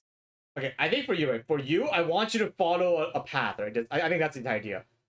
Draw a line of where you want to go, and then take everything on the way to that line. I think that's the simplest, easiest solution for you, right? Where, for example, if you want to go from base to bot at some point, clear these minions on the way and then go bot. If your plan is to go from your Gromp whatever to red, just make a line like that, right? Go like here, there, boom. Like that's your line, and then you just take everything on the way. Because right now it's like you're going kind of for like this, where like this was your pathing, okay? Like if I just draw your pathing, let me just show you what your pathing was, okay? You went here, went here, went here. Like do you see this shit? Like what the fuck is going on here? You got one camp, two camps, three camps. 0, 0, 0, 0, right? Yeah, it's like yeah, it's like I couldn't see any idea behind your pathing. Because you know, like don't get me wrong, dude. If Katarina was literally 1 HP, then I could see why you just gave up this entire counter to go for it. But it's even weirder because she was 100% HP with all her summoner spells when you were already behind in cans because he stole your side, right? It's like yeah, I just didn't see any of the logic behind it.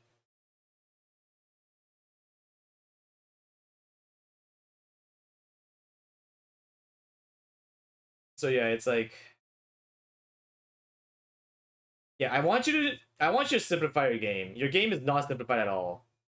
Where like you're trying to think of so many complex things for no reason when in like 9% situations, odds are you're just going to like, it's like it's just better to just fucking do it properly. Like here. Like here. Let me show you a clip, okay? Let me show you a clip. I think this like perfectly incorporates what I'm thinking right now. It's a chess clip, but it's like it's the same shit in here. I can also trade and take, and if takes, I take. If takes, queen e2, queen h4, g3, knight g3, check, c6, queen b7, knight h1, king there. I don't know what's going on. I'm just gonna castle. I don't want to think too much. Yeah, that's the thing, right? I want you to do this. Just castle. Just do the right play. Like don't. Right now, you're doing all of these thinking processes when in the end it's still gonna be castle. You see what I mean? Like like he can think about these plays because he's like challenger. He's challenger in chess, right? He's the fucking grandmaster chess player. But until you get to this level, I just want you to focus on this, right? Just focus on the castle. Just focus on the very simple basics. And then once you know how to do this properly, then you can start doing like things like, oh yeah, I can do this, I can do this, I can do this, yeah. But yeah. You just gotta think about it. I hope that doesn't copyright me for some reason. Hopefully that doesn't happen. It's the same thing, right? It's like it's really funny how like a challenger player thinks about all of this, and then at the end of the day he says you should castle, and then a bronze player just castles in the first place, because sometimes there's no reason to overthink it that much.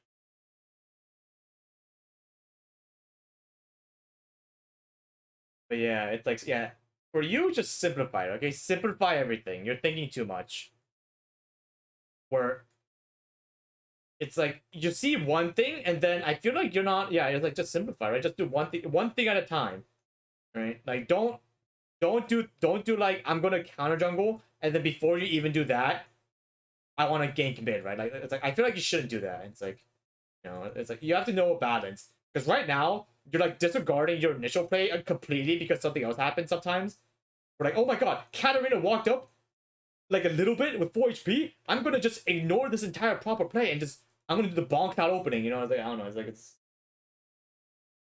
you gotta simplify things. Like you gotta take it easy. Like you gotta get your fundamentals down before you start doing complex things. Because right now your fundamentals are like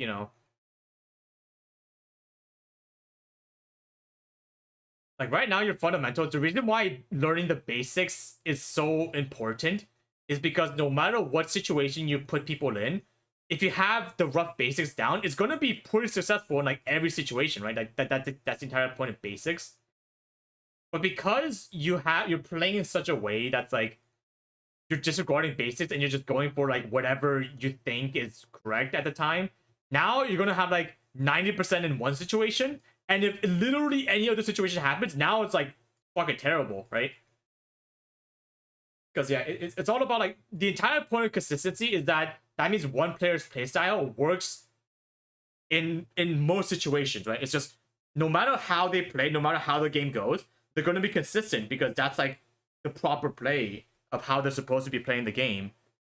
But you're playing very like I don't want to say high risk, but it's like the odds of you getting anything in most situations are low, right? You're playing very gamble oriented, I guess, and you don't really know it at the time either, right? You're not really expecting that it's gamble oriented, but like that's pretty much what I'm seeing, where the odds are stacked against you if a different situation happens from what you're used to. But it does happen, right? Like you obviously can't predict everything that's gonna happen. So yeah, you gotta be careful. I think that's it though. We got to comment more because your inherent decision making comes down to just that fact. Like overall though, it's like I feel like if you just optimize it right, even if you just do one extra camp instead of doing one, like, if you do two camps in a pair instead of doing one camp at a time, then I honestly think that will probably fix a lot of problems for you for now, I guess.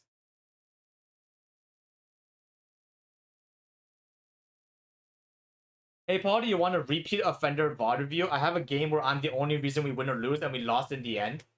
Odds are, if you think you're the only reason you're winning and then you lose, there's still a lot of things you can improve on. But yeah, I'm down here. Just send me your IGN and stuff. I'll probably do yours like a bit faster because yeah, it's like it's number one, right? For example, like me, dude, I was playing my cards for the game yesterday, but I also knew that I also screwed up in like the very last fight, so I can't really have a POV if you want that. Sure, just yeah, just I'll probably do yours fast because I already did you before, so just like a quick like 10-minute review. I can see it. Don't worry. I guess you'll see the link. Don't worry about the whatever.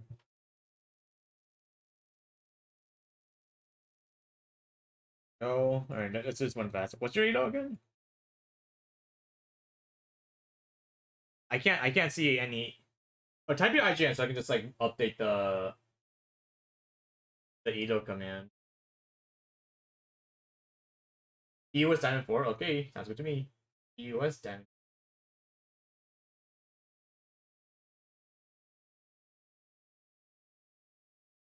Okay, so level 1 gank, yada yada. Wait, who flashed? Grace flash, yada yada yada. Oh, are you Ash? Oh, I think you were Diana for some reason. I don't know why. God damn, okay.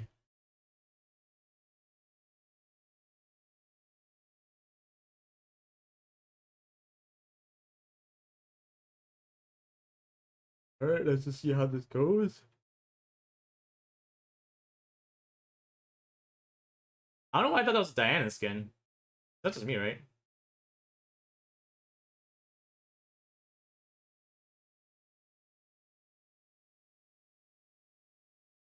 Trade. You should have activated Ghost way faster. It worked out.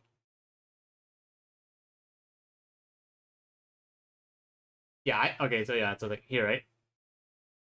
The moment he flayed, I would have ghosted. No, that's like a small thing, but I would have ghosted immediately there, but it's fine. He's got to go anyways.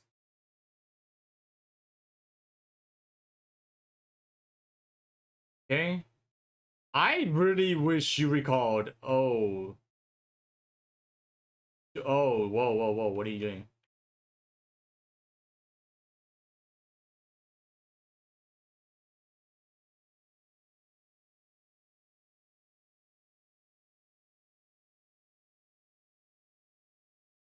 Okay, I wish you W'd. I wish you W'd. Like, use your W. Use your W. Use your W. Use your W. Use your W. Use your W. Use your W. Use your W. Use your W. Use your W. I had no idea why you're not Wing. Like, if you W this wave, the cannon wave's coming, you, like, if snow pushes back into you, you get 700 worth gold of items. Yeah, no, what? Why are you not pressing W? Like, yeah, what are you doing? Because this green, like, this, oh, why would you W now? It's like, yeah, it's like, dude, okay, so I'm just done. Yeah, it's like, yeah, no, it's like if you crash this wave, you're 100% out on a cannon wave, which means they can't push it in time, and now you can freeze the wave, and now the game's over, right? Because you have more gold, you have more XP, you have more items, and you also have the wave frozen on your side of the map, which means the jungler's gonna come gank. It's like, yeah, no, it's like, if you lost this kind of game, it's more like the game could have been over at 3 minutes, but you didn't. Literally, you could have won the game at 3 minutes if you just press W one single time here. Right? Because if you clear that first wave, this crashes, forces Kai'Sa to stay for a bit longer, and if she matches your recall, then, like, you're just up ahead. If she stays, she's dead again. You know? It's like, yeah, I just, yeah, no, what, oh my god.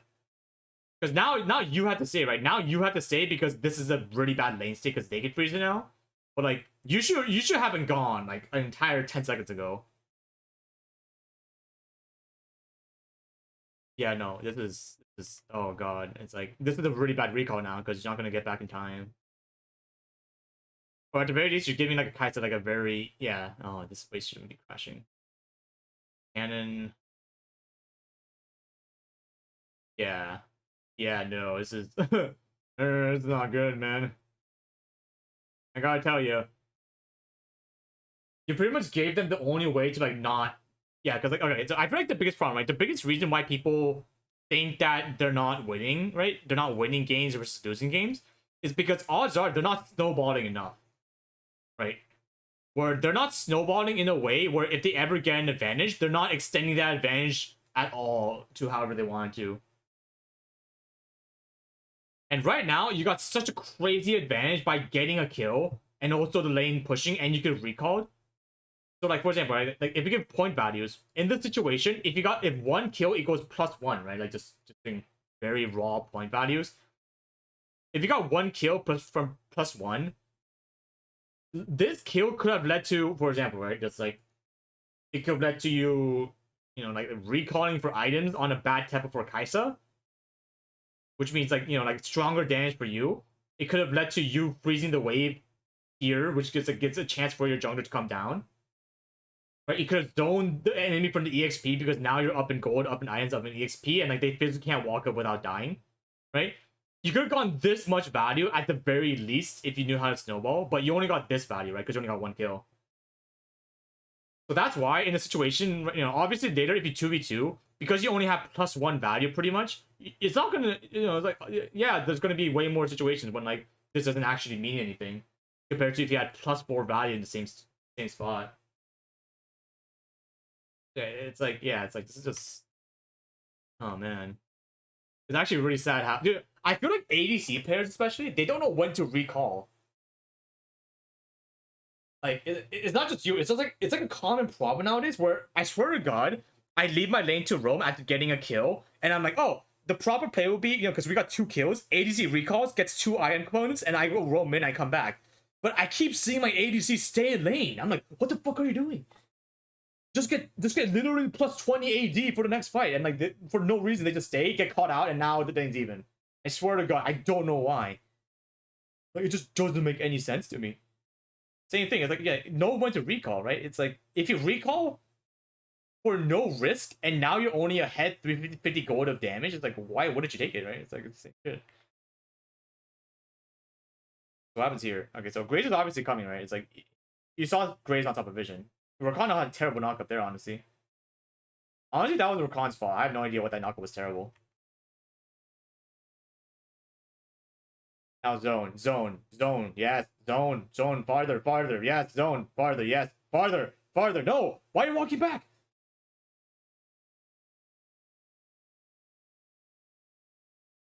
So, okay, so another thing, right? The thing about, okay, let's talk about zoning, okay? Let's talk about the concept of zoning, right? Why would you zone, and what constitutes a good zone?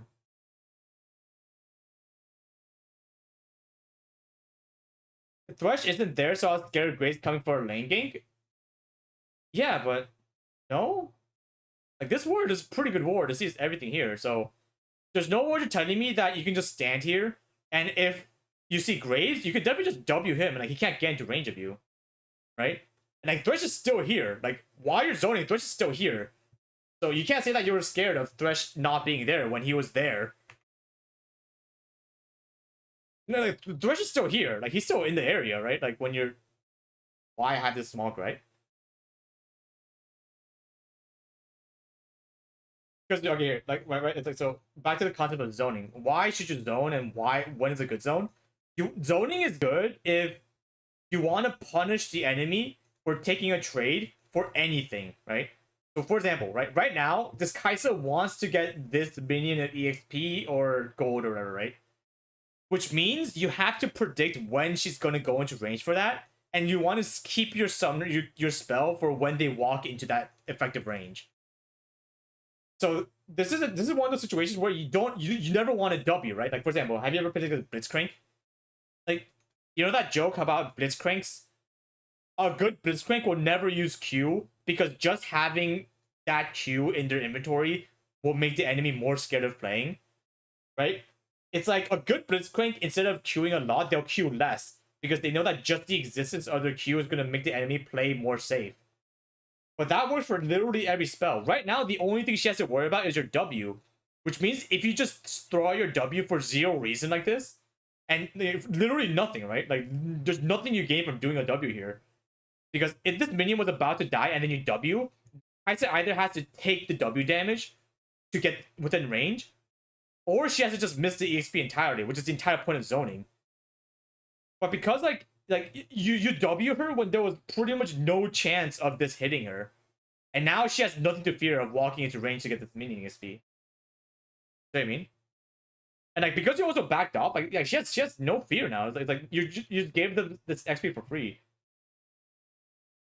And like, you might be like, oh, it's only 1 XP, right? It's not that big of an issue. But no, it's like, it is a big issue if like this was the easiest zone of my life and you can't even do this, right? It's like, where like it's 1 minion now, but over the course of a game, it can be like an entire wave, right? And there's no way you're telling me that zoning somebody from a wave, even collectively, is a bad thing. You know?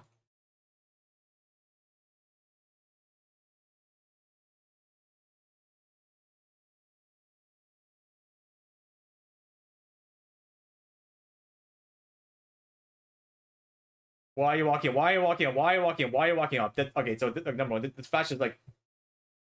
So what are you trying to gain here, right? Like, it's like, what are you trying to gain? Because you saw 2 guys in here. You saw Kaisa walking up, and you see Rakan on vision, which means it's going to be 4 guys in this fight, which means even at the best case scenario, if Vigor decides to come, it's a 2v4. You know, like, what does warding here accomplish? Is what you're trying to ask yourself, because it doesn't accomplish a single thing. The only reason you would do this is if you like want to steal a dragon, but like, there's, you shouldn't even. You're an ADC. Like, you're not gonna steal the dragon.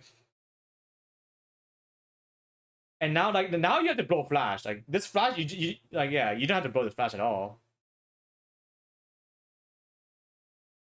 Like, yeah, no, this is. Even though Thresh did kind of end by being there by himself, like, you kind of compounded on his mistake. Where now you also made a mistake for zero reason when you didn't have to, right? Like, just give it up. Like, I don't know. Can Party watch replays in roleplay format, or they just pre-record the match? If you're in a region like if you're in NA, Korea, Japan, or EOS, which is a regions I have accounts for, I can just go directly into your account. But yeah, if you're not, then you have to just send me the replay or somehow else.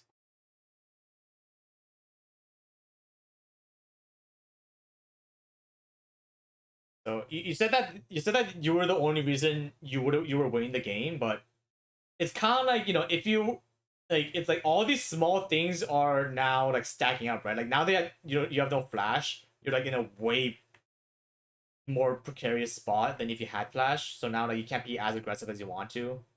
So now you can't snowball as you want to, right? Because now you have no backup. I was the only chance we could have won the game, yeah, but like you don't want to treat doing the best on your team as doing the best you could have yourself, right? Those are very different.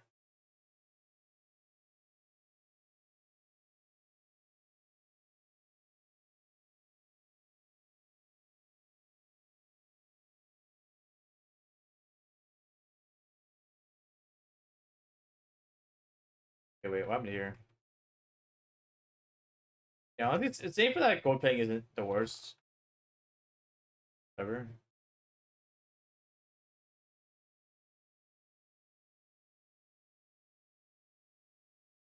Yes, is there a reason why you're hard shoving? Like just like there's honestly like a preference thing, honestly. Like, because obviously it's like, you know, it's like you can either hard push to maintain your lead of getting gold platings, or you can freeze away to maintain your lead of gold. Of gold. Kind of weird, right?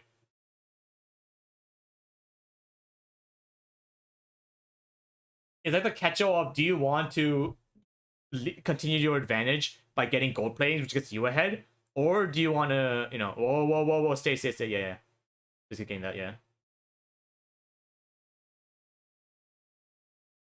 I autopilot a hard push to abuse enemy lane while getting farm.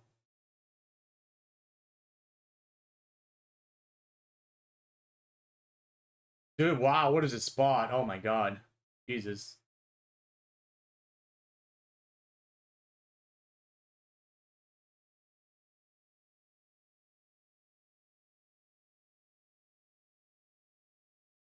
It's like, it's very situational, yeah, because like, for example, like freezing, right?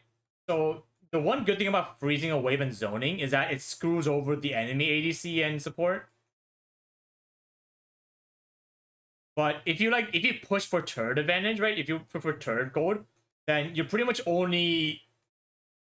only expanding your own gold, right?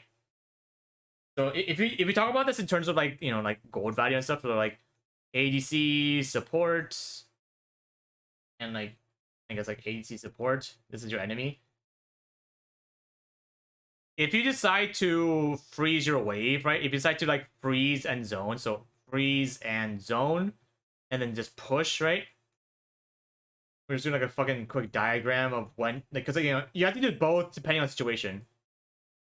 If you want to freeze and zone, then your ADC gets ahead. Oh, no, let me. Then your ADC plus support is like it's like kind of okay, while the enemy also gets like way worse. But if you push, it's kind of like you get ahead, and the enemy just kind of like stays even, I guess, right? Actually, let me do this. This is probably a better indicator. Like even. So even. So like you stay the same, right? Because it's still getting the XP and gold that you're supposed to, but you screw over the enemy bonding more. So it's kind of like, you know, like they both accomplish the same thing in a way. So here, it's not gonna be easier to see with like numerical values, right? Instead of just like X and pluses. So this is 0, right? 0, 0, but in return they get -1, -1. Here, if you push, you get +1, +1. Wow, they get 0, 0. Do you see this? Like, this is pretty much it.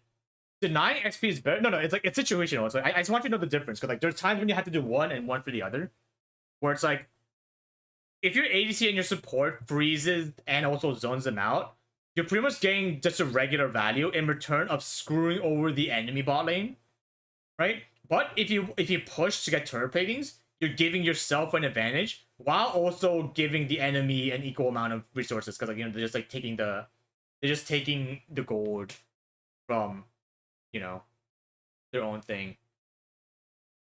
So, you know what you have to do? The best possible thing you can do in the situation is do both at the same time. Which means you want to push them past their turret. That's what you that's what the entire goal is, right? So here, watch this, okay? So what that means is it's pretty much this spot where you have to somehow find a way to freeze and zone them, but they have to be here, right? So this is the ideal play because now you're freezing and zoning them for the minions while the minions are dying to the turret. But that means you get +1 while they get -1 because they're not even getting any range for this. That is the best possible way to screw over the enemy the most. And the reason why I bring this up, right? The reason why I bring this up is because in this situation, if you knew your Wukong was invading, I honestly wish you were here with your support. Because if you screw over the enemy jungle here, then you can zone them out for even more resources. And now they're 100% going to lose, right? If, for example, like imagine you're at this fight, just like theoretically, right? Imagine all of your teammates, or like you had the wherewithal to just come to this fight early and you kill them all. If you kill them all, now the enemy bot lane is out of the game. Like they're like this game has no right to even get past the next 2 minutes because you're so far ahead in terms of resources.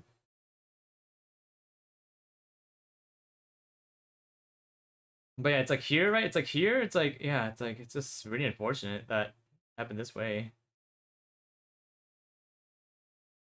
Because, dude, I'll be honest, I think Thresh going for this play, I don't think it's actually inherently wrong with it. I actually don't see that big of an issue with this play. It's just more like the timing of it was a bit off, right? Like, if you were here, if you were in position a little bit faster to kill this Grace before the Rakan had time to, like, land the double charm and stuff, you might have been able to screw them a bit harder. But now you give up a kill, I guess, yeah.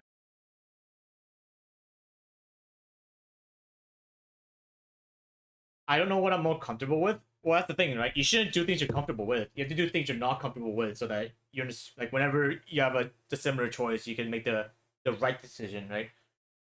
Like, it's not about making the comfortable decision; it's about making the right decision, which is just very hard to like do for some people.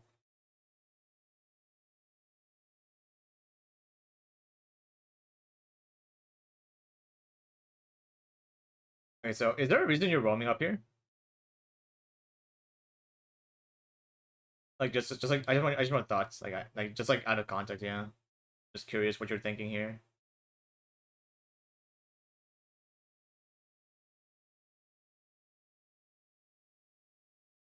I don't. Okay, so it's like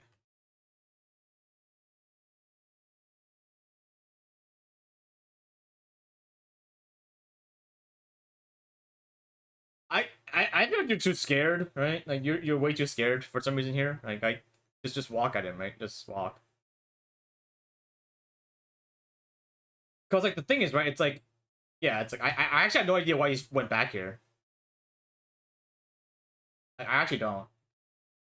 I feel like you're overestimating Diana's damage here, right? Especially after he landed everything. Because also as well, like another thing, I don't think you even have to flash, right? Like you have Ghost active, like you have to. It's not even like that long to the Ghost.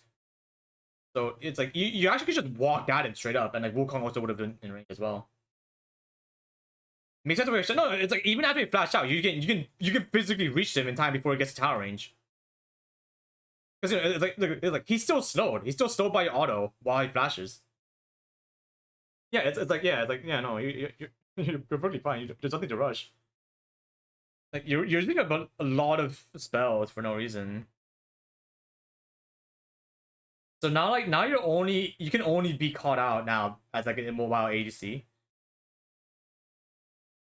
know what I mean? Also, I'm looking at your item usage here, or not items, yeah. Like what items do you go? I hope you like whenever you're the only guy that's on your team that's like alive or like that's like doing damage, like you're like literally the guy that's the damage on the team. If I don't see you going some kind of defensive item at some point, then that's probably the reason why you lost. Right? Like GA. You know, like going GA is fine. Also, wait, dude, what? Wait, what are you doing? What are you doing? What? Like, dude. I want you to know that you got bailed out. It's like, right? It's like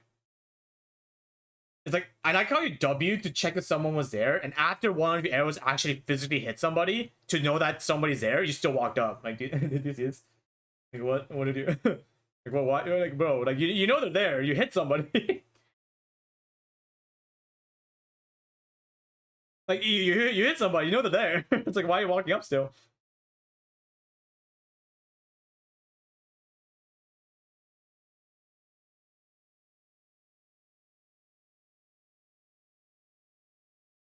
Yeah, it's like you shouldn't have lived here, right? It's like you got saved by your thresh, but just that decision to walk up there was not the best. Because you could just wait like literally half a second for your thresh to get into range.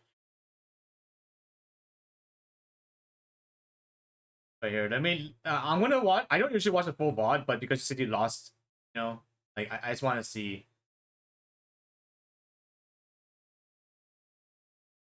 Oh, your poor Thresh died for that. Yeah, it's like, yeah, I don't.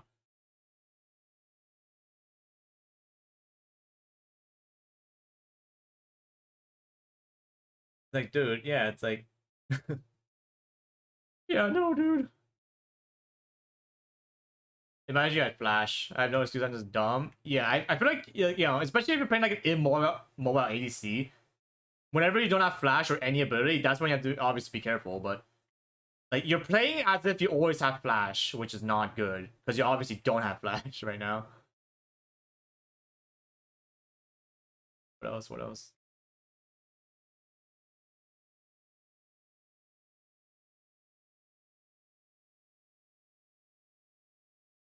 Like,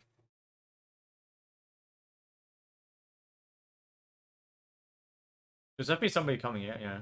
Okay, okay, okay, okay. Why are you? Why? Wow, bro. Oh my god, that's a miracle you didn't die there. That's honestly a freaking miracle that Graves missed that as well.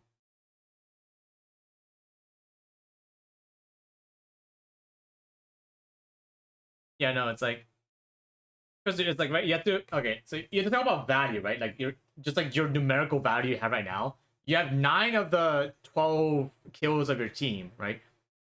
You're literally 9 kills out of 12, which means if you die, your team has 3 kills. Which means if you somehow get caught out, it's going to be 13 kills to 3, which is obviously not winnable, right, for your team. So that's why you have to value yourself way more, bro. Like, like you can't just like it's like going for 1 kill on Kaisa isn't going to do anything for you. It's only going to let the enemy get more advantages. You see what I mean? It's like the moment Rakan showed up, I wish you just left. Like I don't really know why you keep fighting. Yeah, it's a freaking miracle you didn't die and people gold here. But like just like like just the fact that you're even in this position of you're the only guy with damage on your team, but you're that low HP from the start of the fight, right? Like, dude, like you are so lucky that you even got even here.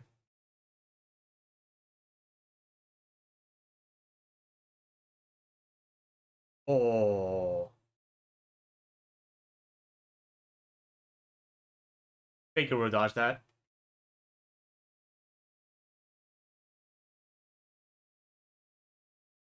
So that's actually the one time when you shouldn't have went to your tower. It's just a small thing, but I would rent to the jungle the moment I expected Diana, right? Because here, like that's just like an experience thing, honestly. Like obviously at the time you don't really know, but it makes sense, right? It makes sense. Like you know that yeah you ping that Diana's coming from here, so just go here, no? Like you know what I mean? It's like yeah, just like if Diana has this line, then obviously this line will be farther than like this line, right? It's just yeah.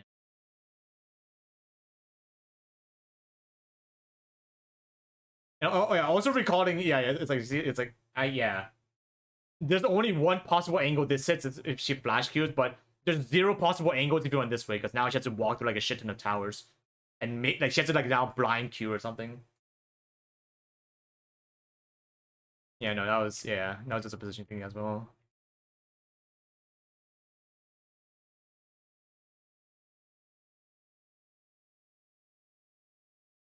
Alright, here we go. Fight.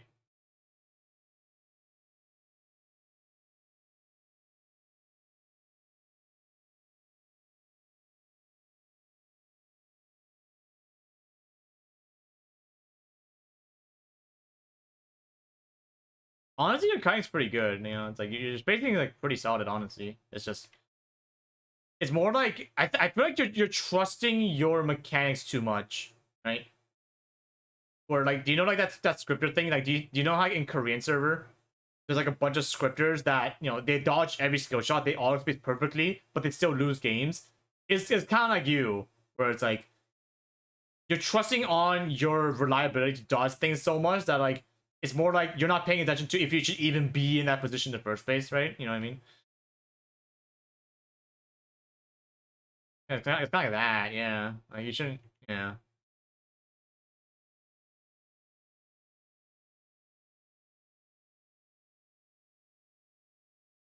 What happened here? Oh my god, that fucking. Oh, damn, that Riptail charge. Oh, okay. Well, okay, that was a case of really bad pathing, actually. Yeah, that was a case of I don't know why he didn't just go this way, right? It's like this is death, right? Like he has out of all the abilities, I'm less scared of a level 11 Kai'Sa than a fucking level like what is it, level 14? Like level 14 Darius with ultimate up. You know, like doing this way. I should never be in that position. No, honestly, your position, I think it was fine. Like I don't think you're in like dude. I'll be honest. You being here is perfectly fine. That's not the problem. Like Darius did a fucking crazy ass play doing drift here. Like that's on Darius that did pretty well here. And also like getting the hook after. But yeah, it's more like you have to know what the most possible like what's the biggest threat in this position, right? Because Kai'Sa's probably going to use all of her spells right now, which means after she gets her burst off, she has nothing. Like she only has auto attacks. But Darius still has ultimate, which is the biggest executor of range right now because he can get a reset and go on the rest of your teammates. Yeah, it's like I don't like how you just stand still. Like I feel like you were so like mental overloaded by what's happening that you're just like I'm just gonna stand still and auto attack, which happens a lot in like ADC's fights. But I actually feel like you would have killed this guy low key if he just went this way away from the Darius R. Like there was actually because you're doing a shit ton of damage, right? And Vigo was also ulting. Like walk left, walk left, walk left, walk left, walk left. Yep, no, yeah. See, Kai'Sa like would have died immediately there. Like that's not to say that you would have won because Darius has Ghost enabled, but you would have at least done a little bit more damage, right? Which is always a good thing.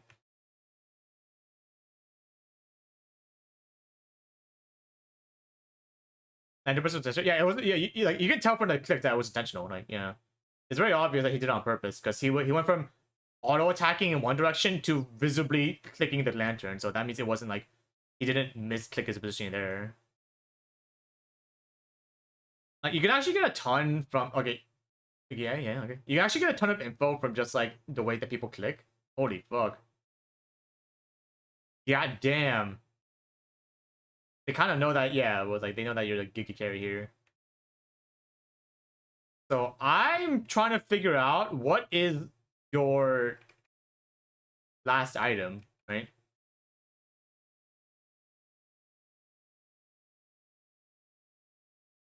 Also in this spot, like it was kind of Vigard trolling, right? Because number one, Vigard did a terrible cage that doesn't actually block anything, and then he walks him into range. From this spot, you have to just kind of it's like it's more of those you shouldn't even be in this situation in the first place kind of things, but that kind of came out to your Vigard if anything, and also your Riven just not being here at the fight for whatever.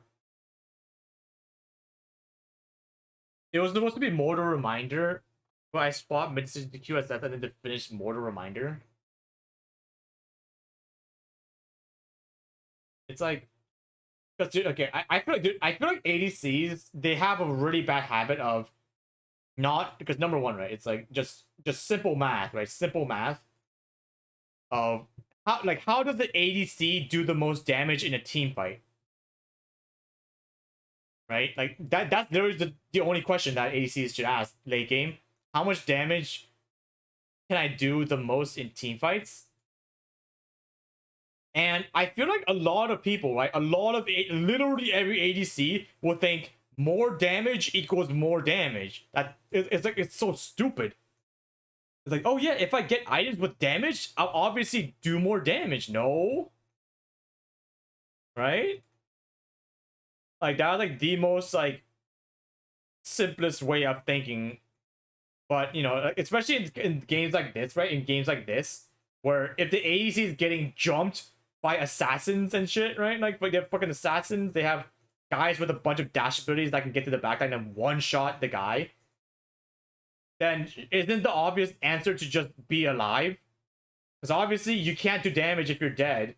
So that means if you're against a bunch of assassin champions, you have to go out like a defensive item to stay alive to do damage in the first place.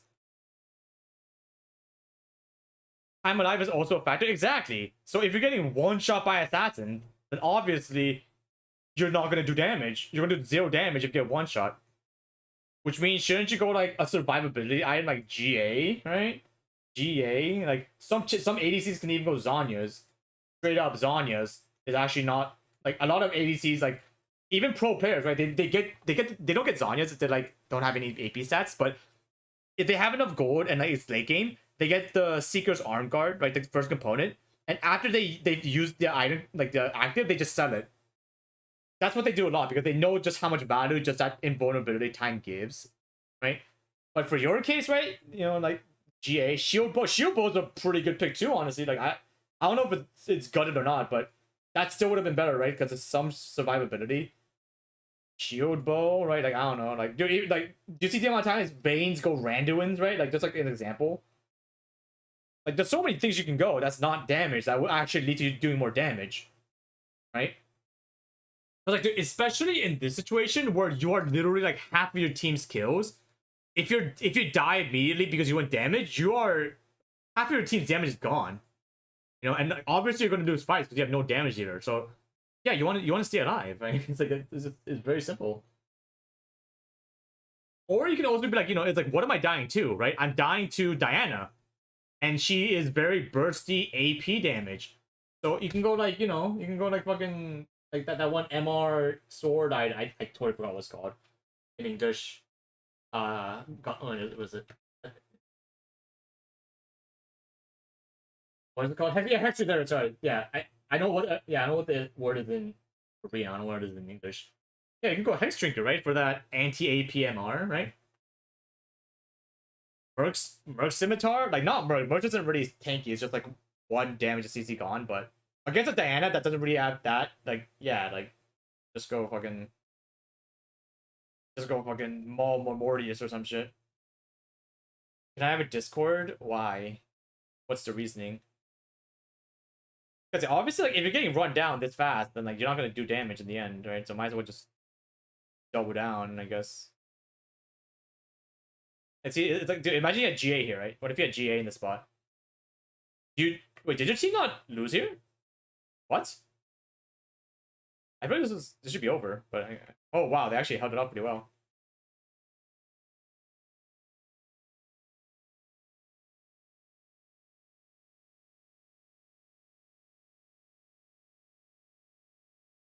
Yeah, let me just see what the last fight is, right? Because like, honestly speaking, right, it's like it's also up to your team to know that they have to peel for the ADC. Because your team has a really amazing like runaway comp, right? Like because Vigar can like number one, you have to tell your team as well, right? You have to tell your team that you're the only damage, so you have to peel for her. Like if they don't do that after you say that, then like, obviously their fault. But you have to like know you have to tell your team that if you die, your team has no damage. So yeah, literally just peel for you, like you know, like fight while running away. Because if you fight while running into them, obviously they have chances of just turning on you, but it's all about just letting the ADC carry in the end. Yeah, so much died for you. Yeah, it's really hard playing late game as immobile, like a very immobile ADC, right? If you don't really know, have enough experience. But half of the time, it kind of comes down to you just have to just stay. You have to play super safe away and try to bait one guy into overcommitting, right? Which is kind of weird, right? Because like your team has to be able to tank that long in the first place. But you should never be for. Why did you ult there? What does that accomplish? What? Like we're if you're going for a steal, like just the odds of that happening are already so low, though. That ultimate has 0 reason. What? Wait, no, I don't have an ultimate for this fight.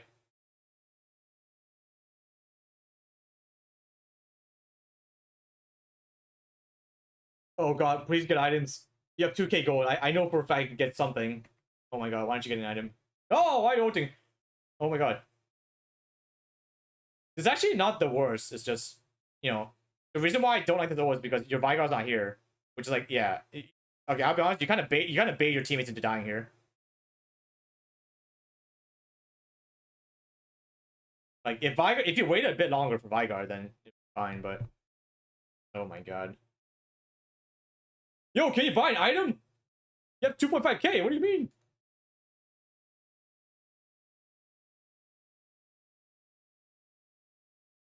Buy an item, buy an item. Is 2.7k for Mortal Reminder? Like, do you see? It's like, I thought you were gonna finish your QSS first. Why are you? It's like, that's the thing, right? Like, do you see how many times do you use QSS? You know? Like, not a single time yet, right? But did you even use it once? Let me check. I actually don't know. I wasn't really paying attention, but like, none so far. Yeah, but like, you also have to realize, right? You have to realize the timing of when you buy these items as well. Like, for example, right? For example, if you think you're dying because you get Rakan ulted, then you shouldn't buy QSS like right after a big fight happens. Just like for as an example, right? Because Rakan's ultimate is even going to be up for that fight. So it's like, fun.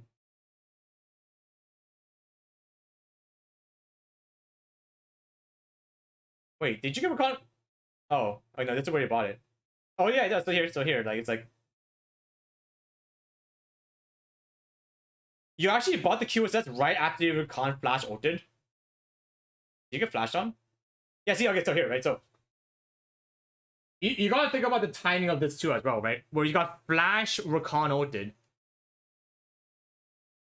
So that means for the next like what is it, like fucking like 5 minutes, right? 4 to 5 minutes, he's not gonna be able to do that again.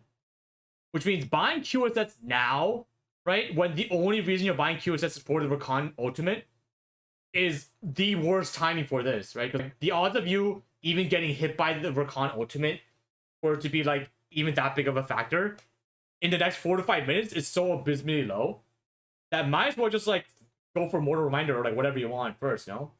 Right? You see what I mean? Like the timing of it was just very weird because you're getting like the least amount of value from buying this component now when you can always buy it later, but you can finish Mortal Reminder first, which is going to be a way bigger spike than having 2 half components. You know? It's really bad.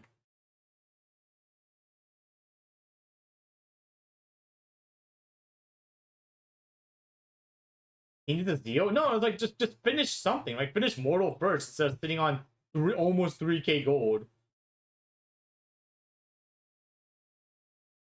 Because just the timing of this is like really, I don't know, it's just pretty weird.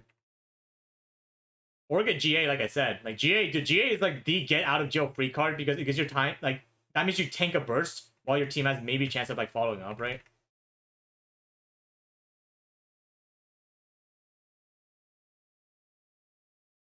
Okay, let's see what happens in this last fight.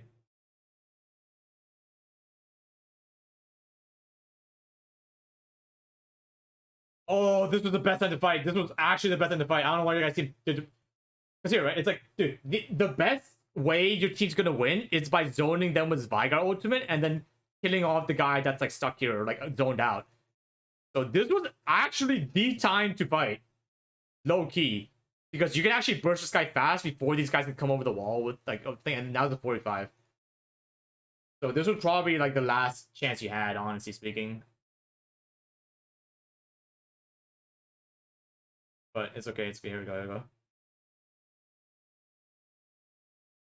Because, it's okay. So, like, whenever you do fights, right? It's like, this is really hard, right? Because there's like, right now we're doing like post VOD review, right? We're VOD reviewing like after everything happened. So, obviously, we can do like, you should have done this, and this. But you have to know how to do during VOD review, right? It's not even VOD review. It's just like during when a game happens, you have to know how to get all this information while it's happening or immediately after it happens. So what that means, right? And like right now, like after a fight, after you lose a fight, right? Like let's say you lost a fight, so lose fight, and you're dead, right? You have like 40 seconds of death timer, and like the game's not over yet. You want to figure out the mechanism for why you lost. Like, why did you lose? You know, why did you lose the fight? Like, how did you position in a way where you lost in the first place? That's what you have to figure out during the game. Because why would, like, it really doesn't matter if you figure out after the game's over, because, like, you know, obviously, like, the game's fucking over. So you have to like actively figure out, okay, like, I died because, you know, like, Rakan engaged me, Vigard used his stun really weirdly, so we had no zoning potential, you know? But the faster you recognize these factors going into a lost fight, the faster you'll be able to tell your teammates, okay, let's play around Vigard Cage, right? Let's play around these factors that led to our loss, because now the next fight we have, the higher chance we have of it being a good fight, because we'll be able to go into the fight knowing these things, you know, like the faster you predict things happening in the future, the more likely you'll be to, like, be ready for when it happens, you know? So yeah, it's like right now, like, what's your game plan, right? I feel like right now your team's game plan is just nothing. Like, there's no game plan going into this, which is why, like, obviously if one guy gets caught out, there's no backup plan. I feel like I sell a lot of information without telling my team. It's like, yeah, don't worry, I also do that a lot, where, like, I think there's, like, an obvious play, but I just, like, don't tell my teammates for some reason. Like, I always have to work on that too. Like, it's not just a you thing, but, you know, like, you can still do it, like, without telling your teammates. Like, you get positioned in a way where you're expecting a fight to go a specific way, and then if it doesn't look good, you just spam retreat. Nice. Yeah, zone this guy out, zone this guy. Back up, back up, back up, back up, back up, back up, back up, back up, back up, back up, back up. Going. Ultim.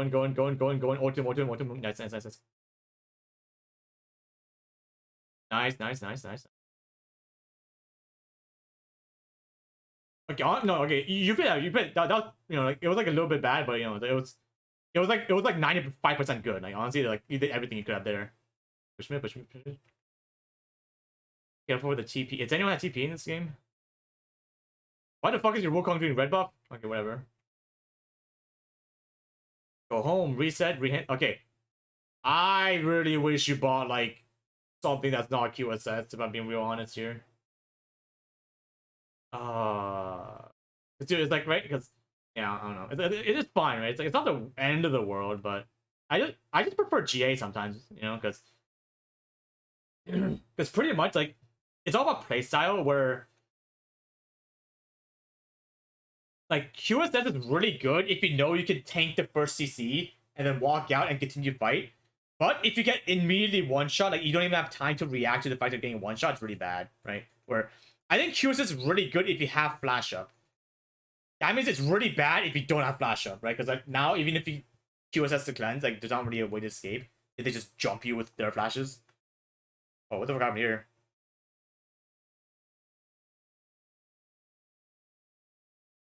Damn, your team fucking trolled as fuck. What the hell? Your team turbo sprinted there. Recall. No, you should recall. Oh, whoa. It's like, yeah, it's, I can see what you're going for. You're trying to set the minions, but top lane was also pushing, you see, so, yeah. He's like, get out of there. I'm just, okay, so, honestly, okay, the last fight wasn't your fault, okay? It's, I want you to know, them getting caught there, that, like, this part was not your fault. So, the final fight you lost wasn't your fault, but it's more like you could have taken so many advantages in the early to mid game that this shouldn't even happen in this situation in the first place, right? Where, like, you know, I can see why you said, like, my team lost, like, I was the only reason we were, like, even in the game. Looking at this fight, you know, of, like, your team getting caught out, but that shouldn't prevent you from looking at the first, like, 10 minutes of the game when you could have gone an even bigger lead, like, and like, an even more unsurmountable lead that they couldn't even have gone this far into the game in the first place, right?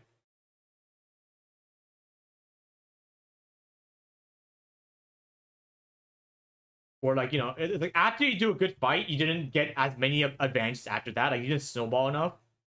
You know, like, you know why, like, you know, like T1, right? Like, teams like T1 or, like, Gen 0, you know, like LCK teams, like, it looks like the game's even for the entire game, and then at, like, 25 minutes, one side just wins the team fight, and then they win the game, right?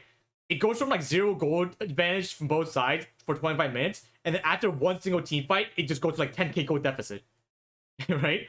It's because they know how to capitalize on every advantage they get, which is why it's so easy to snowball, right? Because after they get one kill, they extend that into another kill, or maybe like an objective, and they use that to like get positioning, right? They get so many things for just one small thing. But yeah, it's like, especially when, dude, I'll be honest, I think the biggest mistake you made was literally on 2 minutes. Right here, this was 100% avoidable, and it all came down to one skill shot. That's the craziest thing, right? The fact that I think the biggest issue wasn't even you getting caught out or your team getting caught out. The biggest issue wasn't even like you buying the wrong item. The biggest issue wasn't you flashing here or not flashing here or like positioning here. The fact that I think the biggest problem was literally not pressing W a single time in this wave is the biggest problem, right? Like, you see how crazy that is?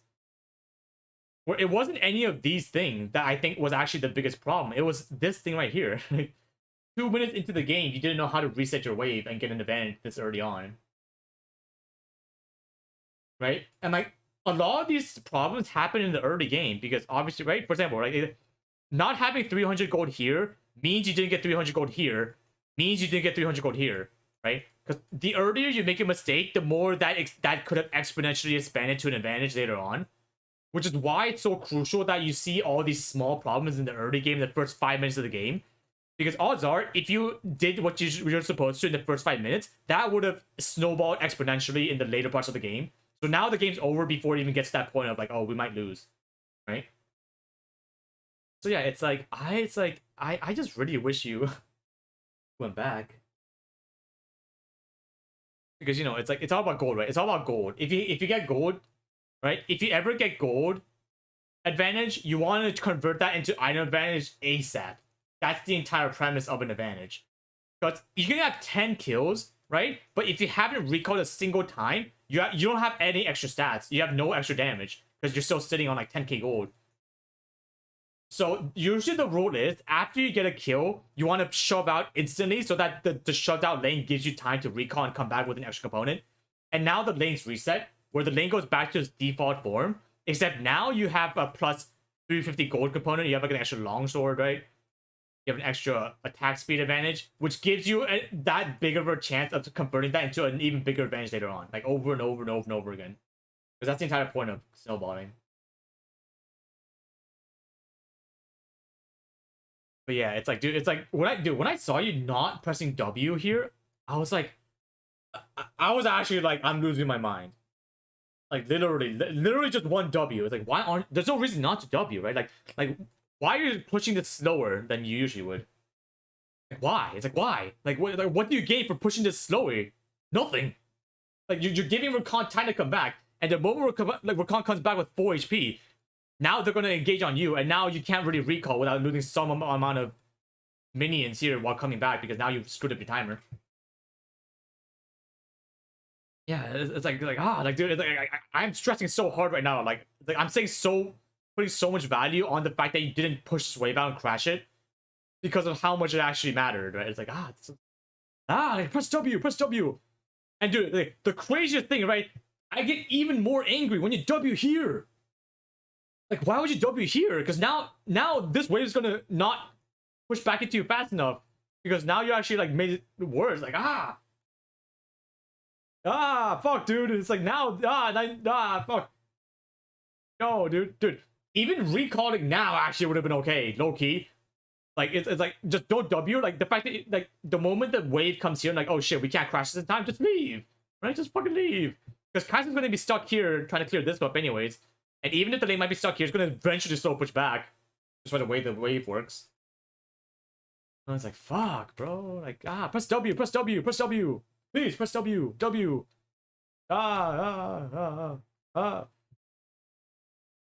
Fundamentals. Yeah, that was it. Mistake after mistake in vain. Yeah, do you see how that like storage compiles now? Where like now that converts into non-advantage and that converts into non-advantage, and now that's like minus 100 gold. Let me just rest for a second. Oh wait, somebody on my YouTube chat asked for a VOD view. CDA boom. Let's see. Let me do this one because I didn't do YouTube one in a while. What's okay, yeah. Is a thing for IGN, I see. There you go. Oh, Bronze 4, okay. Is there any game you want me to watch in particular, Calvin?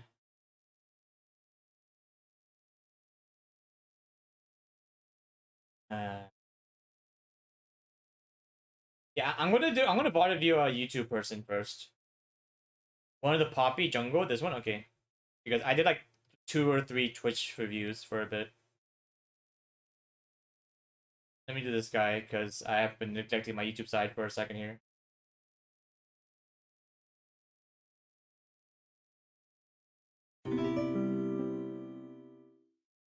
What was that? Oh, yo, thanks for the $40. Like, no, guys, it's free coaching. No, don't pay me. It literally goes against the point of free coaching if you still pay me in the end, you silly gooses. I appreciate it, though. Sorry for the W. Yeah, it's funny because not pressing W led to an L. Weird if you think about it that way.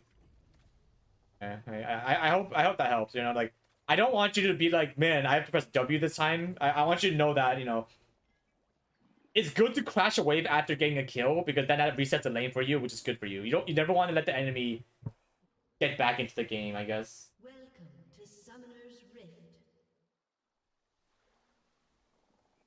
Alright, let's figure this out. So, okay, so, oh, freak. Okay, I'll be honest. It's actually really hard to coach somebody that's in low elo and also jungle. Because the thing that tells lower elos, you know, it's going to be way different from why to higher elos. Because, like, you, for the most part, they're not going to understand the concepts I say, so. Honestly, I'll probably just talk about your pathing, right? Like, like, I'm not even going to ask you to look at your map more or, like, your team more. Is there just going to be, I just want you to focus on yourself.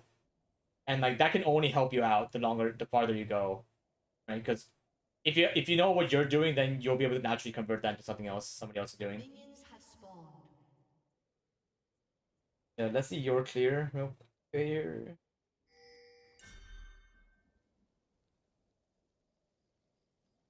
You have a better first clear than me, damn.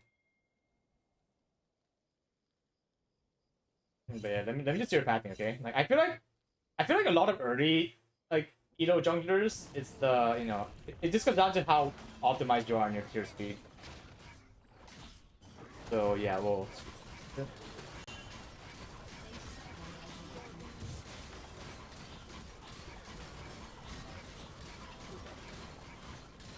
Okay. We're gonna speed this up.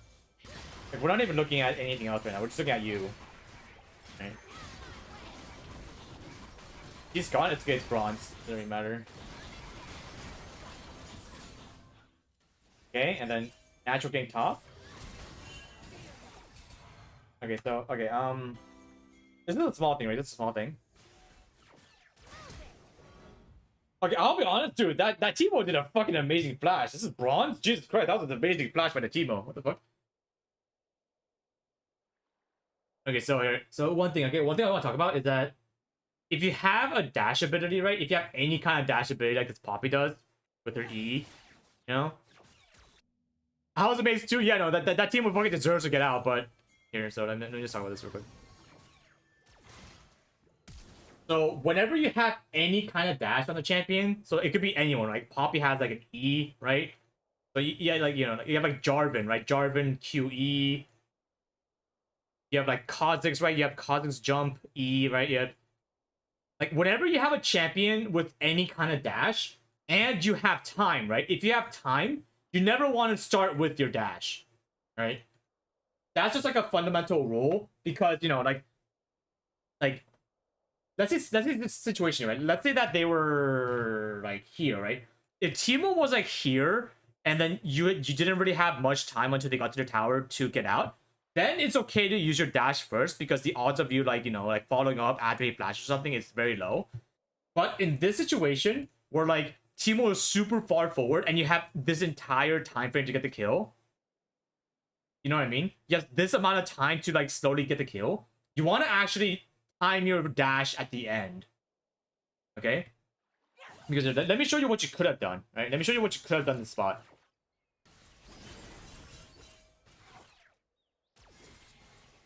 From here, right? From this spot, you could actually just walk at him, right? Like, don't even use any spells. Just walk at him. Because you have red buff. That's the biggest thing about this gank right now is that you have red buff, which means all of your auto attacks will slow him. Which means just walking up and just slapping him with like your Q, you know, like your auto attack, which will slow him, right, with like your range auto attack. just doing that slowly over time was slow enough where that Kale can just walk up straight at him too. And if Teemo like uses flash early, right? That's the one thing you want to be careful of, which is exactly what happened. You don't want a situation where, because if he flashes early, then you can also still knock him with your E after he flashes, right? Because here, like, let's just do theoretical, right? Let's do theoretical.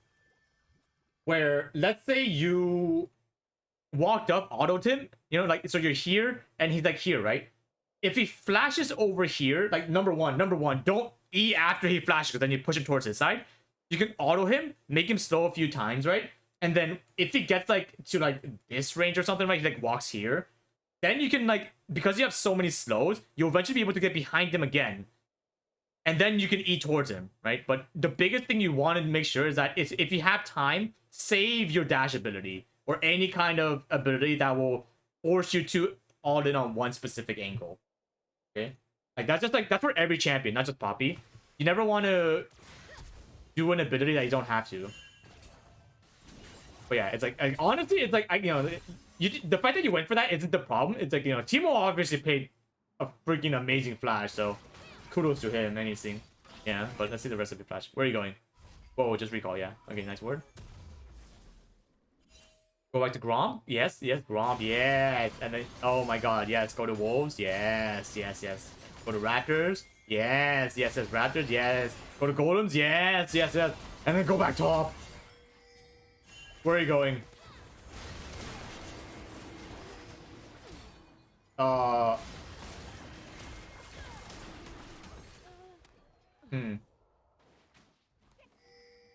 Okay, hang on. It's a hang on. It's I want this.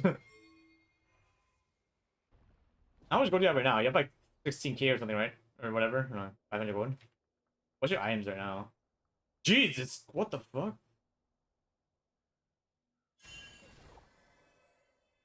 Okay, so I'm trying to think. I'm trying to teach you. I'm trying to think if I should tell you this or not. Because right, just like okay, I'm kind of in a dilemma for like bronze players. Right? For example, right, you just went from here and you walked all the way here for something, right? Like in my head, so like number one, what's your reasoning for going here? You know? Like, did you go here because you were? I don't. No. That's the thing, though. It's like, if this was higher elo, I wouldn't even bat an eye. I say that this is actually a perfectly fine thing, but it's because we're in bronze, which is why I'm like, I feel like there was no rationality behind this decision you made, like just thought process wise. I guess I was worried about the taking dragon. Like, is that something to be worried about? Right? I feel like, I'll be honest, I think like first dragon isn't even that important, if I'm being real honest. You know, I feel like first dragon is like probably the only objective I really do not care about as a jungler. Just like objectively speaking. Because the reason why I say this is because like I'm like, because usually, right, it's like for like early jungler, like bronze junglers, you want to try to maintain the most consistent pattern, right? Because you just want consistency. The moment you get consistency, then you can start branching out to other things. But the entire reason I say this is because if you have this set pattern, right? If you go from, if you have like the blue to Gromp to Wolves, yada yada yada, 5, 6, and then like end here with a gank. The reason why this just following this pattern works so well is because it gives you like, it gives you the optimal pathing over and over and over again, which means if the enemy jungler has no idea what you're doing, you're gonna naturally be ahead over time. Okay, so the reason why I say this is because I'm like, you can either do two things, right? You did it once, ganked top, got rid of flash, and then you recalled, came back, and you did it again, right? So at this point, I really wish you either went back top, so just repeat the exact same thing you just did, and then recall, and then do it again. Because right now, right, if you walk here, what's the difference between walking here versus recalling home, getting another item component, and then walking here and then deciding from here, right? Because if you recall home first and then continue the pathing, but then when you're here, then you can decide if you're going to contest dragon or not. Like you still have that choice. But the one good thing is you'll be able to buy another item component. You see what I mean? Like you have that option of deciding if you're going to contest dragon after recalling. compared to just walking this way, right? Because, you know, like compared to walking this way versus recalling and walking this way, it's only like an 8-second difference, right, for recall. So it's not gonna be that big of a difference, honestly. Like, yeah, that's just my opinion. Because it's like, do you see how low, or do you see how much HP this has? You could definitely recall, and then you could be in the area before this goes down, like 100%, because they can't do this in time. But the good thing is you have so much way more damage than they do. But okay, no, okay. So that's the thing, right? When you say okay, I don't want you to do that just because I told you to. Like, I think this decision was perfectly fine. Like, it's just because we're in bronze. I don't want this to be like. I never want you to default on one play because you got told that it was a good play, right? Because every game's gonna be different. Like, don't ever autopilot onto one specific thing because it worked for you once. Don't default, right? It's like, dude, it's like, ah, fuck. This is so weird to say because, like, I think don't default, but then I'm also saying you should default to the standard pathing. It's like, fuck, man. Oh, man, it's really hard to tell how to coach bronze players because, like, it just comes down to, like, so many, like, things that I have to think about all this. Except for CS. Yeah, okay, so here, let me reword this, okay? Let me reword this, where for now, I want you to follow this pathing, okay? Just follow this path, like, just follow a pathing so you can go from top to bottom, bottom to top. But I want you to, like, this should be your default, and then from there, you can branch out, okay? So, for example, you want to do what you can in your given range. So if after doing 6 camps you're here, then obviously you can decide to either gank top, right, or gank mid. But from this spot, I feel like you shouldn't even consider trying to gank bot, right? You see what I mean? Because if you're here, that means you're close enough to these two ranges, like to these lanes to do something just from your geographical location. But I just don't like the fact that you went from being here to walking to the other side of the map, right? Because just the amount of time it takes you to get here is like, it's a little bit unoptimal, right? You're like, there's not really a good way to reproduce this feeling if you don't really know what you're doing, and you're just going for shits and giggles. Yeah. So yeah, it's like follow this pathing, and then at the end of this path, you can decide you can decide 3 things, right? 3 things. So either gank top or mid, right? Gank top or mid, goes for scuttle, or recall. One of those 3 things, okay? Which is why ganking bot at this point in time should never even be an option. Because, you know, like just follow this rule for now, and then we can break it once you get better. But you have to realize, like, right now, the biggest problem with early elos is that you want to just optimize everything. And then the moment you optimize the standard pattern, then you can deviate from it. But for now, yeah. If anything, you can gank bot at the start of this pattern, alright? So ganking bot at the start of this pattern makes sense, because once you start your pathing after, you know, you'll be here, right? You'll be here, which is why it makes sense to gank bot around this time, because you're in the area. You know what I mean? So if your path, like, if this is an arrow of your current pathing, right, in jungle clear, that means you can gank bot either at the start of the path, so before you start this arrow, or at the end of the path, which is at the end of the arrow. Do you see what I mean? Like, do you understand why I'm telling you to follow this pathing? Try to minimize disruption. Exactly. But you want to take advantage of where you are before you go for the pathing. So either do bot into clear into top, but you don't want to, like, you don't really want to deviate from this, right? Because right now, for example, right now you went from, you know, you followed this pathing, which is really good. You went from 6 camp clear into top and then recalled. That's really good. Because now after that you came back and you can start the process again. The only problem is after you did it a second time, instead of doing the same thing, you know, the same process, you did this and then you broke that entire pathing and you went bot. You see what I mean? Like now it's super freaking weird what you're supposed to do. You know, it's like, yeah, it's like now like anything I tell you to do will be entirely wrong, in the sense of, like, you know, it's like now we can't predict what your gameplay is gonna go. But yeah, okay, yeah, now, okay, now, yep.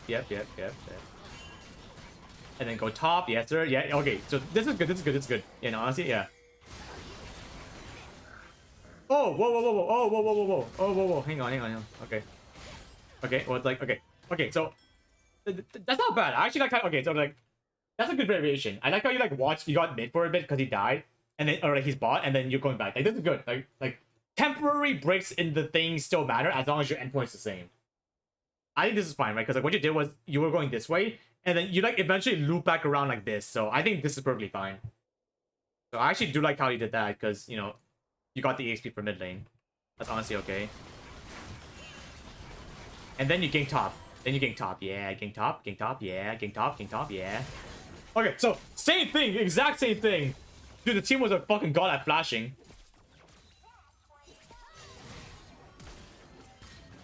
Same thing, yeah. So yeah, same thing. Take your time, right? Take your time. Take your time, because like what can happen, right? What can happen is that what you can do is you can just walk up and just slow him, and if he ever flashes out, you can actually follow up with like an ultimate stun, right? Just walking with red buff, stun him, and then you can push him back. But you know, like I'll be honest, as a jungler, just getting rid of the enemy's flashes is already good. Honestly speaking, right? It's like you don't have to get a kill. Like as long as you just do your job. Recall, okay, and then go back bot, go back bot. Perfect, perfect, perfect. Yeah, so this is good, right? Like, so this is what I'm talking about. Like, do you see how like you started your path? Like, you were gonna do this anyways, right? Because you came here, but because you didn't start it yet, ganking bot right now is a really good time for this. So I do like yeah, this is a really good time of being able to do that and then starting your path thing. So yeah, this was props to you. That was perfect. So continue, go upwards, yeah, go upwards, go upwards. Yes. Yep, up.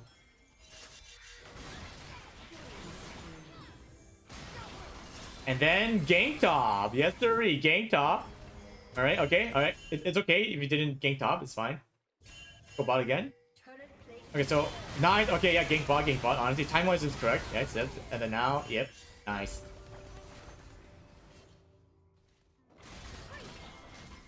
Okay, so here, so you know, let me just say something here real quick. Let me just say something pretty fast here for a second.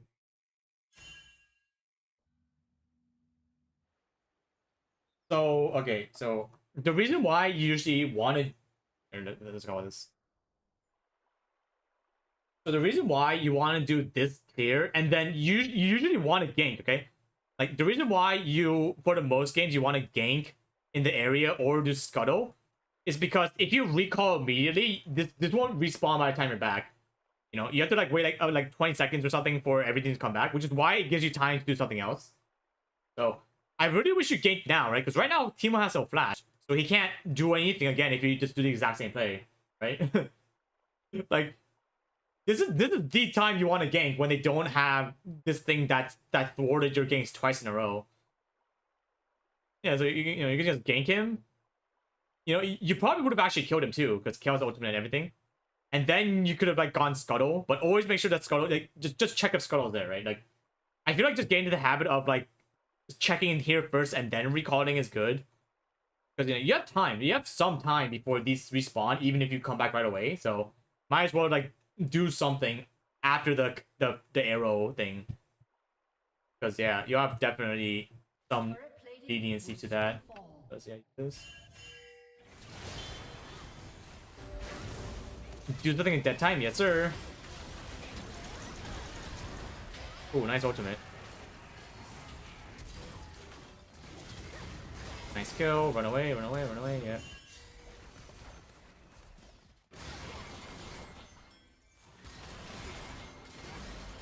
Very nice, go top, and then gank top.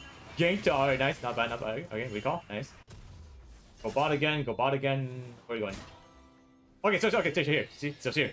So this is where like I was kind of confused, right? Because like,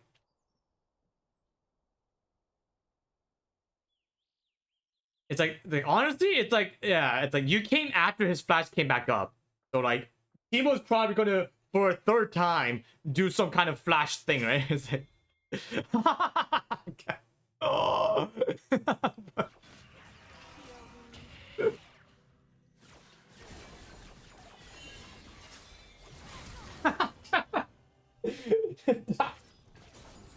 Oh my god, dude. The third time in a row, bro. Oh, no, no, no. Hi, Ari. Alright, go bot, go bot, go bot. Guess going top is fine. But yeah, it's like... Okay, so number one, right? Okay, so the higher elo you go, the more people are going to start taking your camps, and now, like, this idea won't work. But yeah, it's like, you just want to be optimal, okay? Like, number one, if the top lane blows flash, right? If the top lane blows flash, you want to try to do that exact same play when he doesn't have flash, right? Because right now, what happened, the funny thing I saw was, what you did was, you cleared here, went top, and you got rid of flash, alright? But the weird thing is, the next time you did that, if you actually went top again when they didn't have flash, you were gone the kill. But you went bot. Alright? You went bot for like a maybe dragon thing, and then now it's screwed. And the funniest thing is, right, after that, you went do the same path thing, and then you ganked top again, but he had flash up again, so he did that again. And the fourth time, same thing. You did the path thing, you went top, but you didn't gank him. So now when he's flashless, you didn't gank him. But then the sixth time you went for the path thing again, you ganked him when he had flash again. It's like it's like, dude. It's like every time you ganked him, you skipped over one rotation of gank. So by the time he came back, he had flash up. But then that happened 3 times in a row where you skipped that one time frame when you should have ganked. Oh man, it's kind of funny actually. But yeah, I think for you, right? For you, it's like, and like, yeah, just like repeat geeking a lane is pretty OP. It is, right? It's like, it's really OP, especially if the end, like, dude, like, obviously, if the enemy's like here, right? If the enemy's in there just like hugging the turret, then you can't do that, right? But then at that point, you just keep going for scuttles. But it's really funny because every single time you went for this path thing, Timo was pushed up. Every single time, which is why it's funnier. So yeah, it's like, it's just kind of funny. So yeah. Like for you, right? Yeah, so for you, it's like, it's like you have 3 zones. You have gank bot, follow a path, and then either gank top or mid. Like, I kind of wish you gank mid a bit more, right? Because like even if you don't gank top, you still have time to just go mid, right? Like this time frame is very little, especially if you're doing scuttle, right, on the way. Does Timo reset after he loses every time? No, it's more like every time we could have went for a flank, he was pushed up. So like, it doesn't matter that he was here or not the entire time. It's just more like, coincidentally, every time we happened to be in the area, he was also pushed up. So yeah, it's pretty weird that we just didn't go for perma ganks.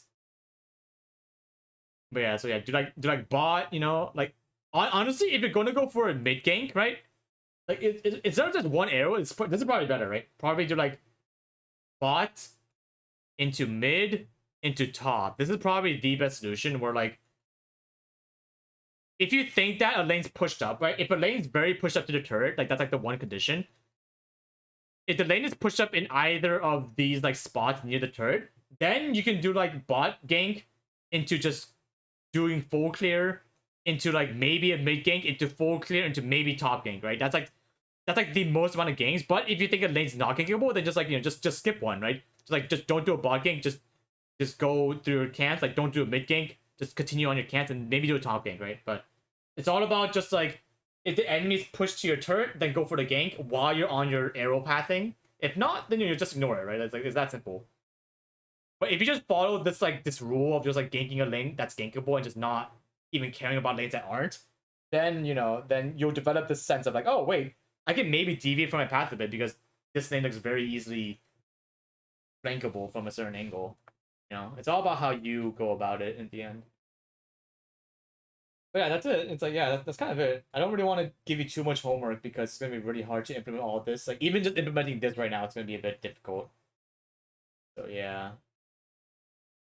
Honestly, you're doing good. Like, I think your standard pathing is actually pretty solid. All things considered, yeah.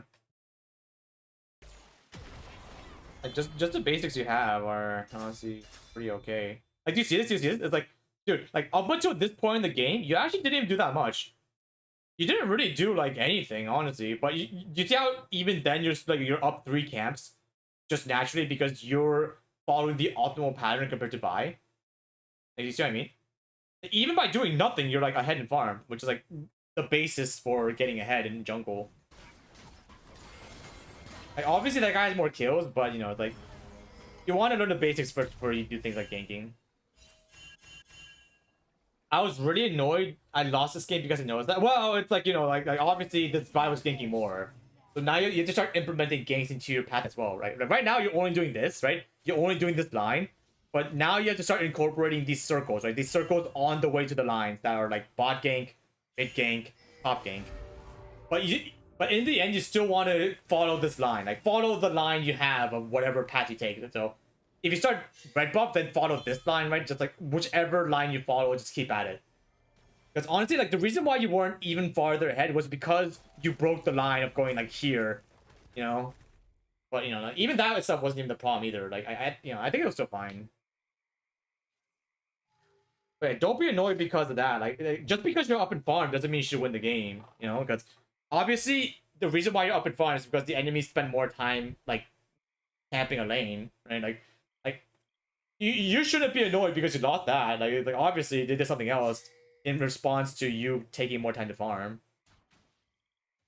Yeah, no, I'll be honest, like, that's not what you should be annoyed about. Like, you didn't lose because you had less farm. You lost because the enemy ganked more and did more stuff than you did at the end. The best way to get better at games is gonna be doing more of that. Yeah, it's like, like after you figure this out, right? After you figure out this line, you're gonna realize that there's other lines, right? Now you can do this. Now you can do this line, right? You can do this line, right? Like there's so many different things you can do the moment you just like, but that means you have to master one direction first. And then from there you can start doing weird different directions, right? You can do red start into bottom now. Like, holy shit. Look at that. So now instead of like, you know, now instead of doing bot start gank, you can do top start gank into clear, into mid gank, into clear, into bot gank, right? There's like a lot of things you can do that changes your pathing.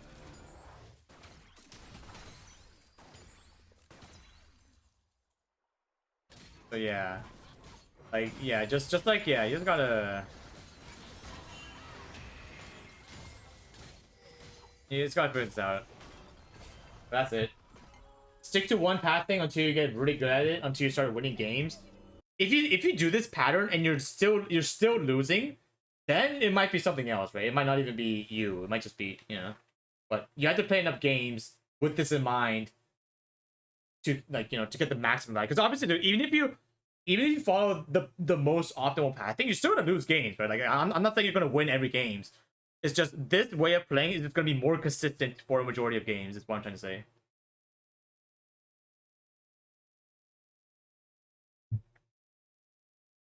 Because like, it's all about consistency, right? Like, you want to be consistent. You don't want to play a game and you have like you do like a crazy mechanical combo that won't work in like 90% of games. You want to choose the pattern or way to learn that will help you fix a majority of your games. You know, because obviously that's gonna lead to the biggest amount of change. Okay, let's see. Okay, I'll be honest, guys. I'm getting really freaking tired. I kind of want to. And let me do like one more, and then I'll probably head out for a night. I'm so tired. I actually might play one ranked game and then go, but we'll see. All right, let's do you. So tired. I wasn't even gonna... Today was my rest day, dude. I was gonna rest all day today because I'm just like, I've been so mentally drained and bummed out, but like, I just... Oh, more game.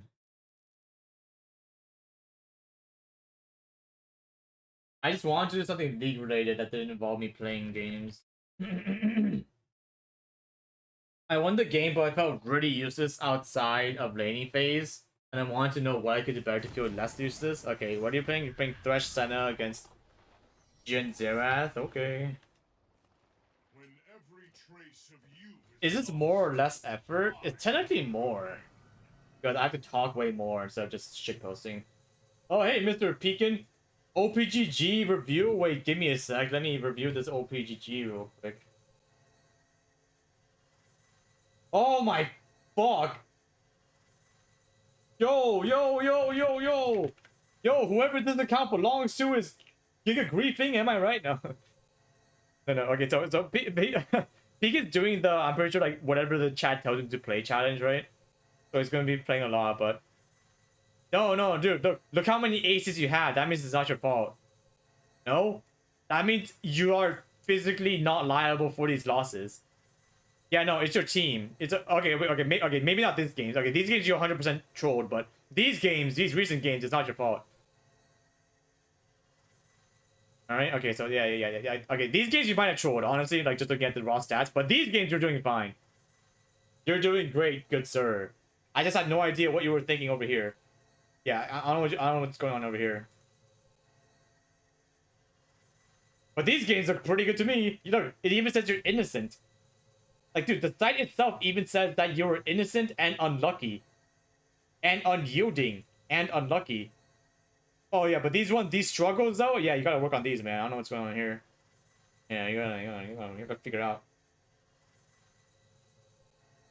Open that game. Look at that game for a second. What do you want? Which one? Which one? This one? This struggle game?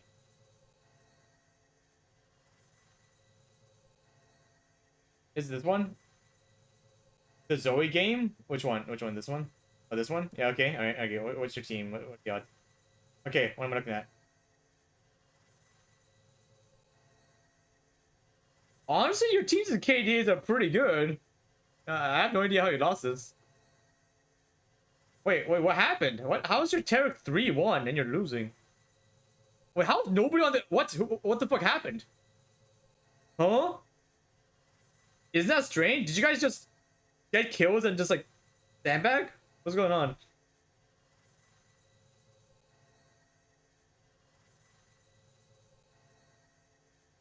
I guess CS wise they do have way more CS than you do.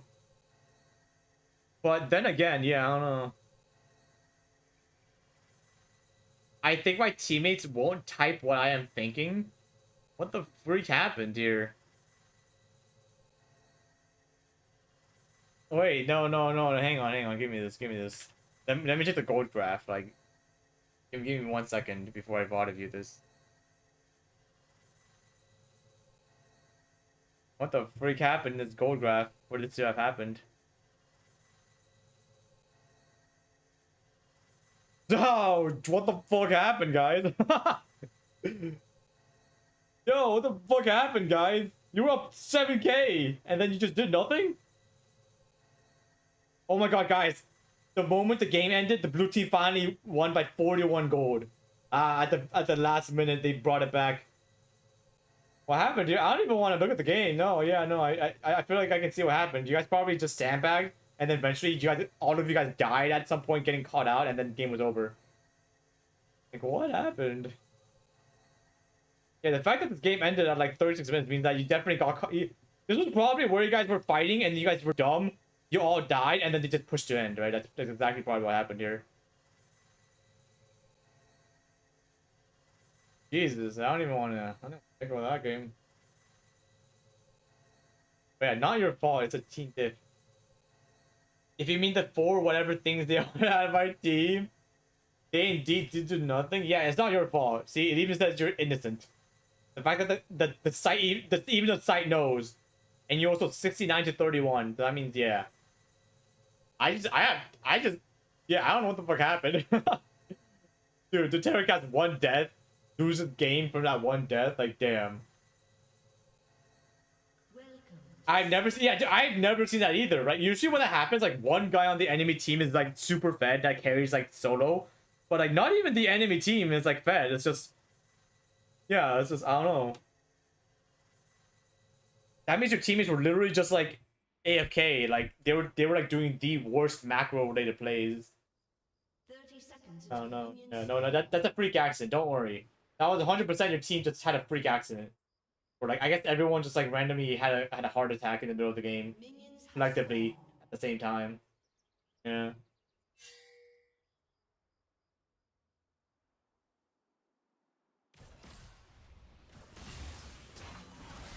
Okay, so right at the bat, I really wish I got level 2 prio.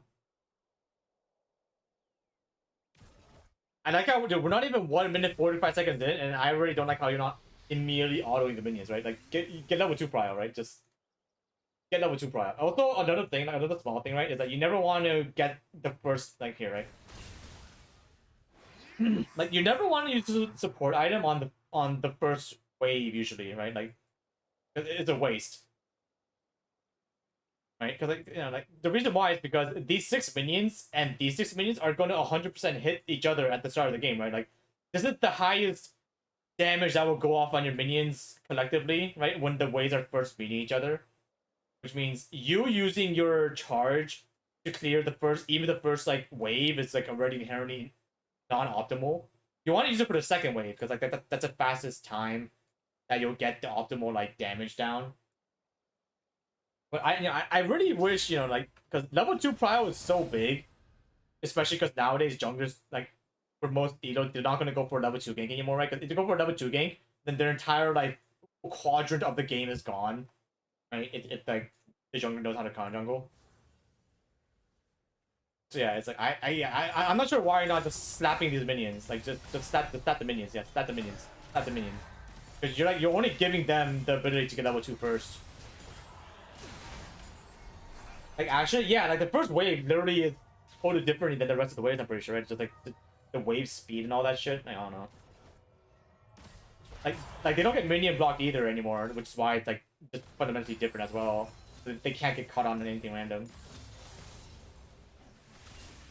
Okay, so here, right? So here, let's talk about this, okay? So this entire lane, right, especially against double range supports or double range bot lane, because you have Zerath, which is like an artillery mage, the definition of a long range support poke champion, and you have Jin, whose entire point is to burst you, right? He's pretty much a poke champion himself, right? Because after his like fourth shot, he has to reload for a bit, which means he wants to go in and out on a timer. Which means they want to poke you. This is like the definition of a poke combo, where they want to do a hit and run. Which means for your team, right, the way to counter poke is to all in. Like just this lane combo means you want to all in on them so that you can kill them before they have time to lower your HP down with the poke comp. So like yeah, you're playing super passive. Like that's why, right? Like I feel like you're not playing nearly aggressive enough to capitalize on your combo.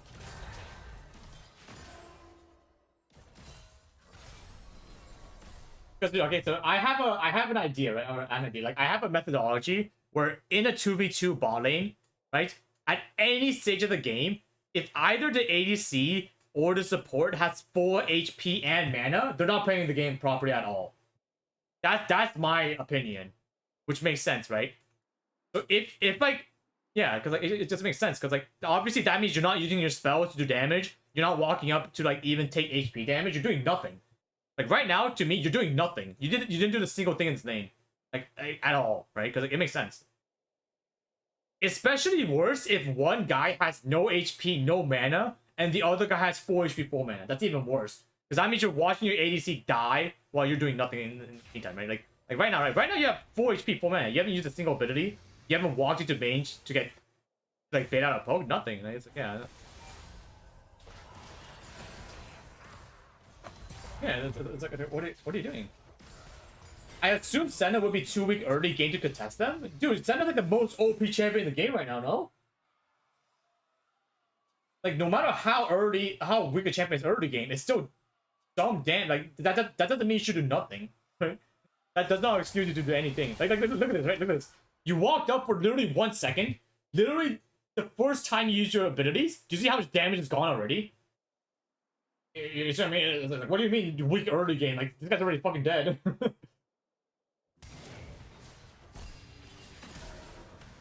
Like, you see that? It's like ain't no way you're saying this is no damage or too weak early game, like bro.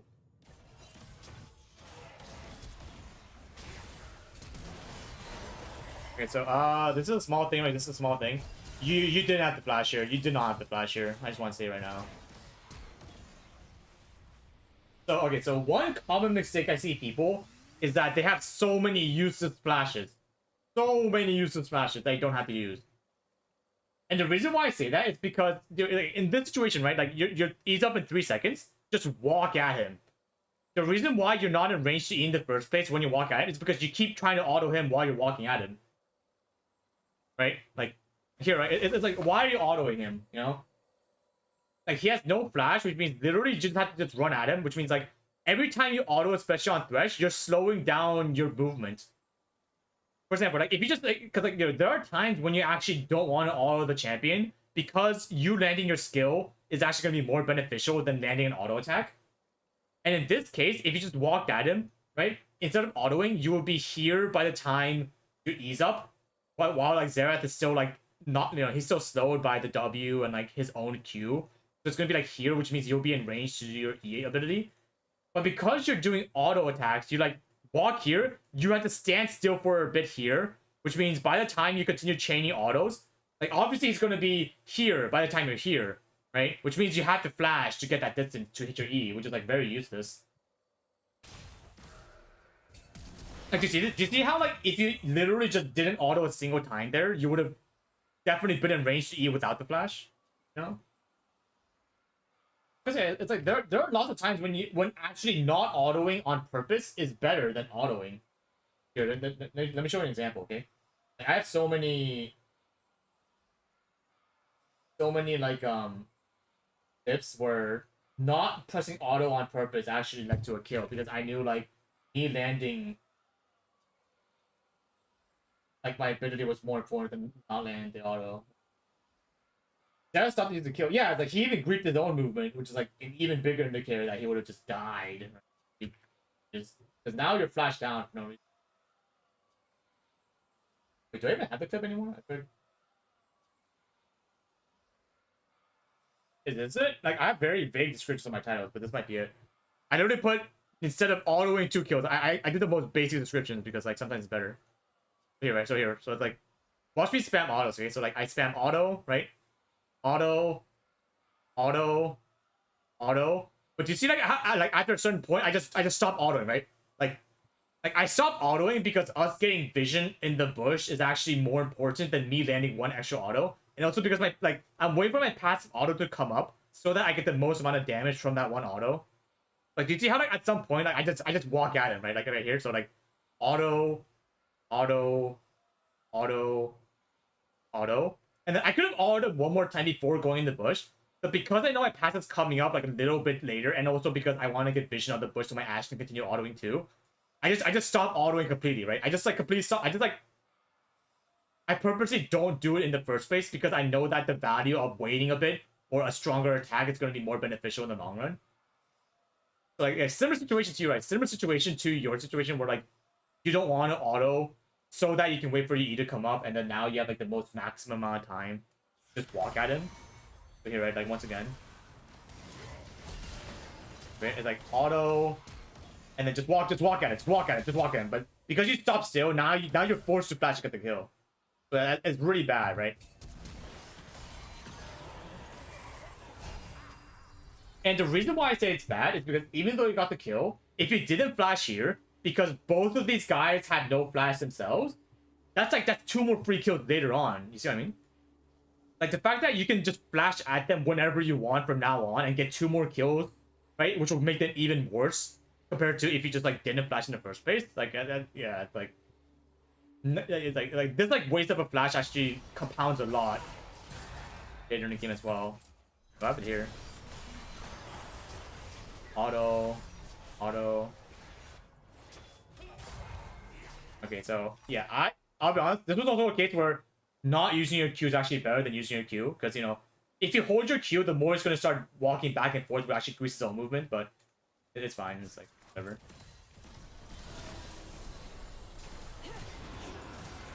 Oh, nice play actually.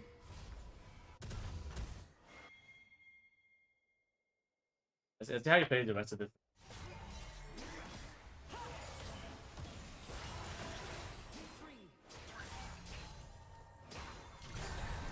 Okay, so here, let me talk about this. Okay, let me talk about this.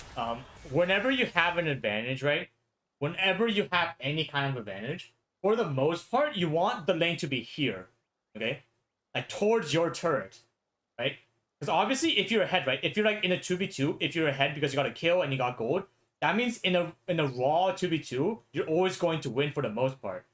Which means you want to start choosing your fights. Okay? And this lane, right now, it's on their side of the map, which means they can just like they're chilling. Like they're fucking just chilling because now there's no danger of them getting ganked from behind because they're so far in the turret. But if they were here, right? If they were forced to walk up this far, you can either like camp these bushes so that they have to be careful of like walking up in the first place, which makes them miss out on EXP. And also they have to be careful of a gank from the jungler because now they have this much distance they have to walk back to get the safety that there's way more times they'll get caught.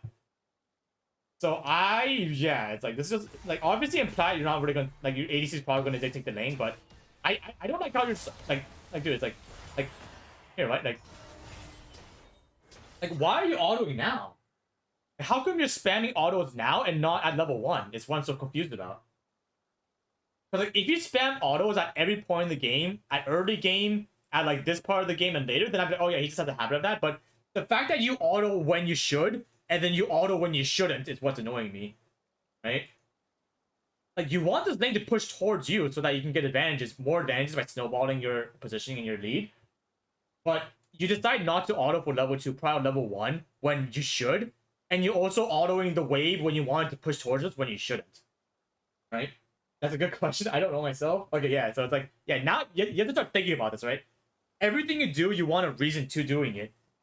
Like right now, like the fact that you're just spamming autos for no reason means that you're not at all thinking about why you should or shouldn't even auto attack in the first place. Like, you gotta think, all right? It's like obviously you can't climb if you're not thinking about what you're doing wrong.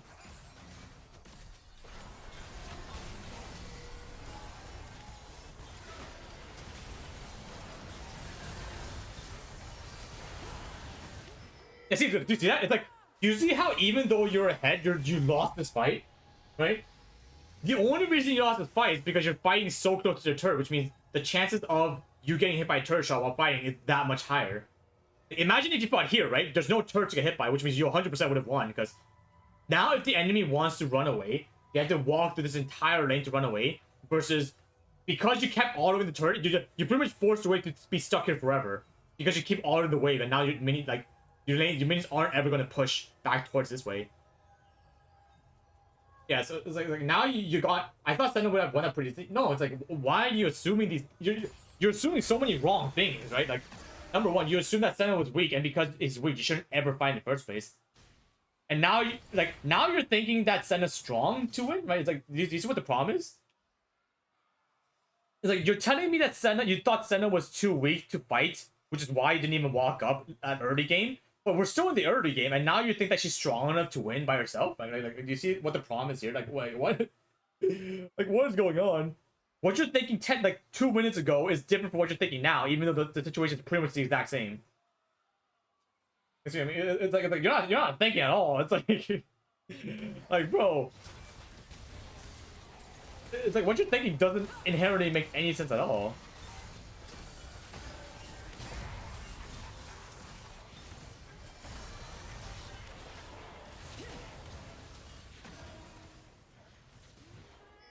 And dude, honestly, the funny thing is, Sen actually would have won that, but she canceled her auto. So, in that sense, she actually should have won, but she fucked up. But honestly, it's like, you know, like her fucking up wouldn't have made a difference if it was up, you know, the name was here, honestly, because like that fuck up would have been compromised by something else. She showed her damage earlier, so my thought process changed a bit. Yeah, but like, your thought process should already be like that in the first place, right? Like, it shouldn't. It shouldn't change like that on the fly, like. Oh, it's like, okay, so let me get this straight. Like, it should, but like the way you're going about it is very inherently wrong, I guess, in the first. You know, it's like you should never just shove a lane for no reason. Right? So wait, what I need to get?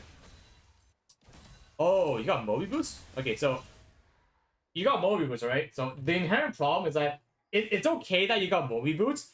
But if I see you in this lane for the next 4 minutes and not roaming a single time, I'm gonna scream. Right?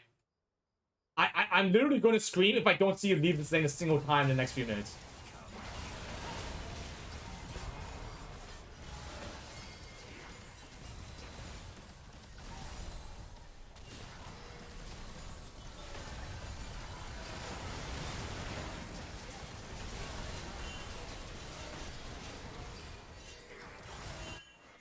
Okay, so what's okay? Oh my god, you did it! You left the lane! Oh my god, yes, yes, yes.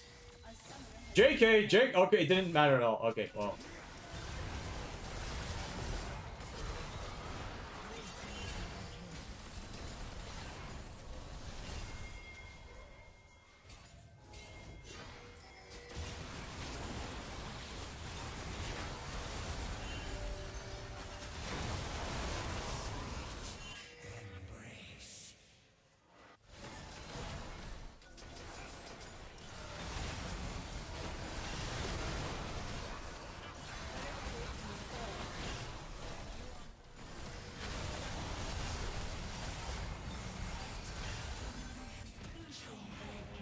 And I'm complete. Okay, so. Okay. So for the last 9 minutes, Killing spree. you got boots that are designed for you to move around the map, and you went mid once for not even a gank. You just kind of stood mid and did nothing. So, all right, okay, okay, I gotta talk to you about itemization, all right? Because, oh my god, bro, this is not good. It's not good. Like the reason why I saw you die 4 times in a row is 100% because you went the wrong boots. Like the fact that you actually could have won this game, you could have won those trades strictly by just changing your boots for any reason. Actually, would have been better, right? Okay, number one, why do you go Moby boots? Like this has to be a habit, right? People only go Moby boots nowadays because it's habit, and they haven't broken that habit. Because right now, Moby boots is fucking terrible. You know that, right? Like, you know they nerfed Moby boots really bad in the recent patch, which is why nobody goes it for the most part anymore. Only people that don't know about the change go Moby boots now. But like, there's not gonna be many situations where you actually need it. Is there a different reason, or are you just doing just on autopilot? It was a habit from a month ago. Yeah, no, Moby boots suck. Like, there's a reason why I'm pretty sure Thresh nowadays they go swiftness boots because it just gets way more value in the long term, right? Because the entire point of Moby boots is that like, even before the change, is that you want to get to a fight first, or you want to roam first. That's the entire point, right?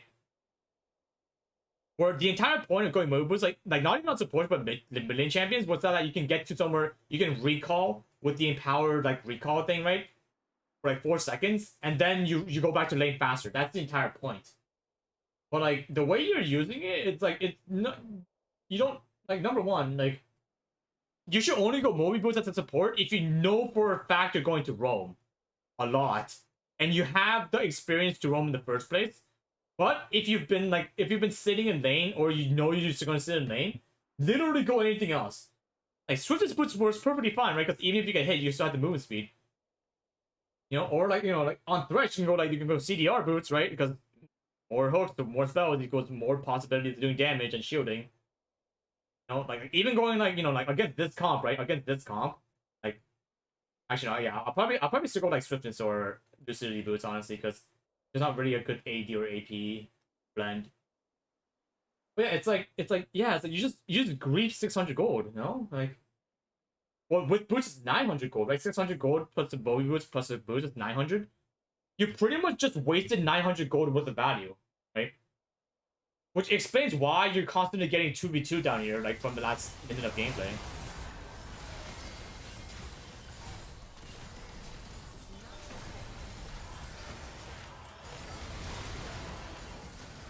Like you won that fight, but you know it doesn't matter.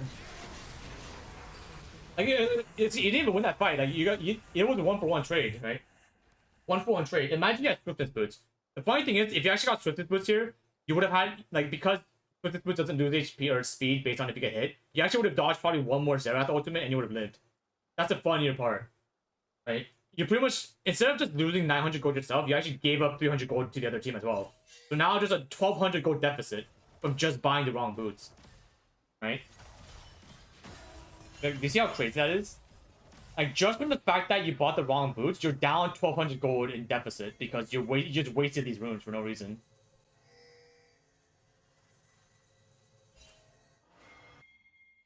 Yeah, because it's like you didn't get any value from these boots here from roaming.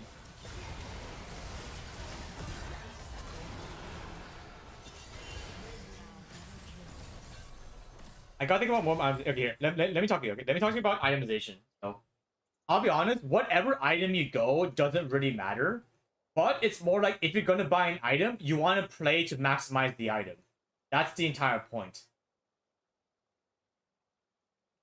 Okay, so what that means, right? So for example, let's say you go Moby Boots, right?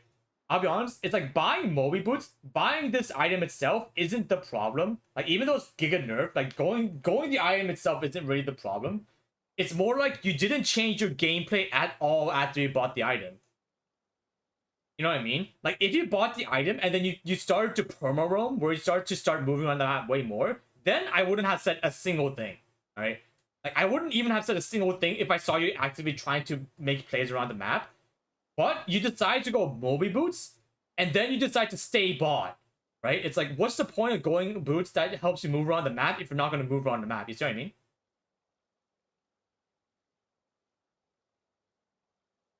So yeah, it's not the fact that you bought the boots itself that's a problem. Like there are times when you should probably go with specific on the boots. It's more the fact that you didn't change your game plan or anything related to your gameplay to make the most out of the change you did or the boots you bought.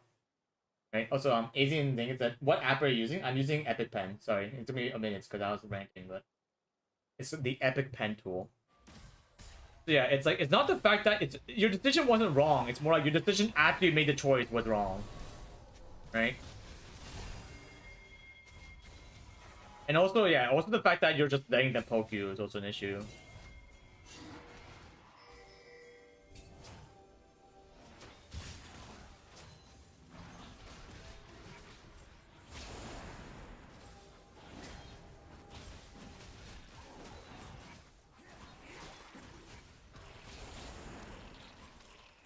Kind of think more in general. Yeah, like just think about it. So you said that you won the game, even though you felt you did good in the laning phase. I'll be honest, whenever someone tells me that they have to work on macro and not the laning phase, when I check the laning phase, it's always the laning phase. It's really funny, right? Or it's kind of like, you know, it's really funny because like if you know how to do the laning phase really well, you actually don't even need to look at the other parts of the map because like you have stomped bot lane to such a point that you just straight up stat check them in team fights. It's a really funny part.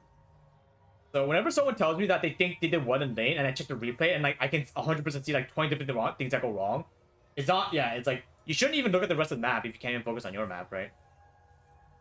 Like for example, right, like dude, like Thresh in particular, right? Thresh is like really weird because he's not tanky at all, right?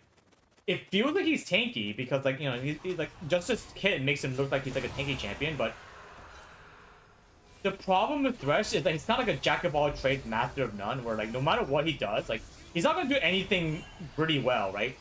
Or like he's kind of he's good at everything. Where like he's good at helping his team engage, he's good at helping his team escape, he's good at zoning. But compared to other champions that do their job way better, he's not that good in comparison, right? He's kind of like the and like the jack of all trades. Like he's like mid range, good in everything, but not really the best in everything. But that means, like, especially the people who don't realize that he's very squishy. Like, especially if you go mobile, like right now, right? If you look at your items, you have 0 tank stats. You have no tank items, right? Which means you're gonna die super fast, right? Like, you probably think that you're tankier than you are because you probably went bone plating, you know. But that means the moment you don't, like, you see that, like, even with bone plating, do you see how fast you died there? Like, you got melted. You got super fast melted, which means that, yeah, it's like. Yeah, no, you got so hard freaking melted, bro.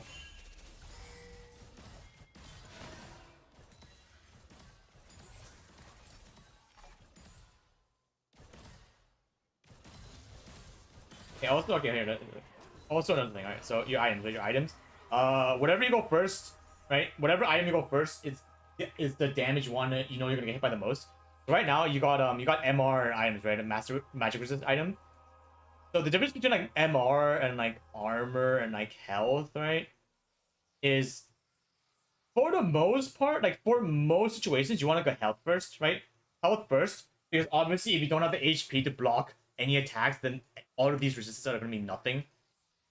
And then from there, after you get like maybe even like 1 ruby crystal, because like that's 400 HP, then you want to go the item that you're getting hit by the most.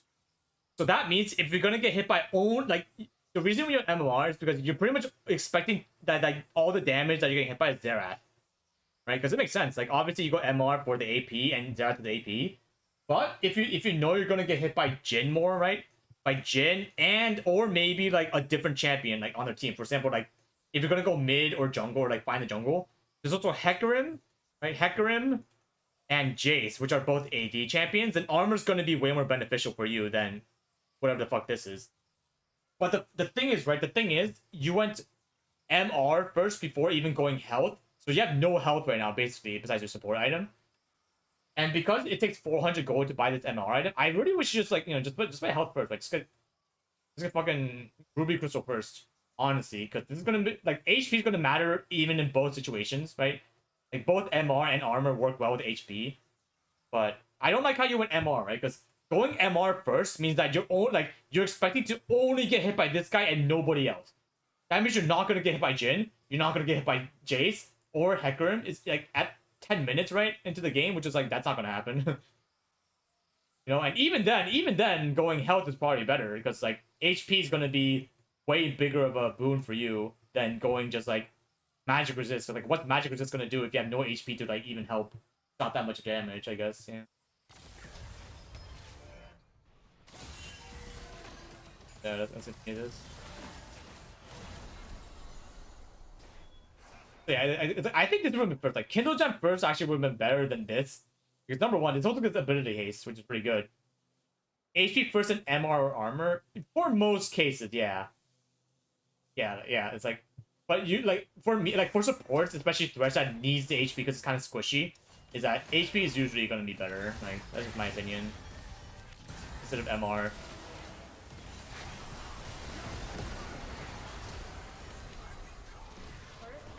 Up here. But honestly, dude, I'll be honest, Zerath actually played this really good. Like he stunned you the moment that this one happened, but dodge.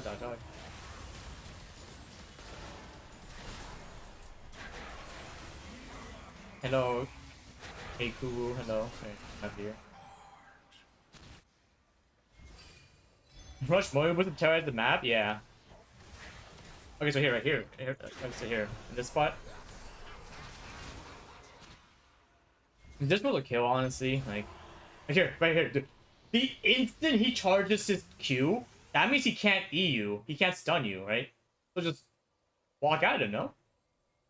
Like, cause he's griefing his own movement speed too right now, which means by the time he realizes you're walking at him, like you'll be here by the time he realizes it, and you can E him.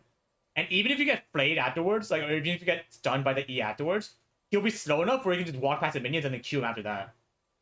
It's like, yeah, I don't know what it's like.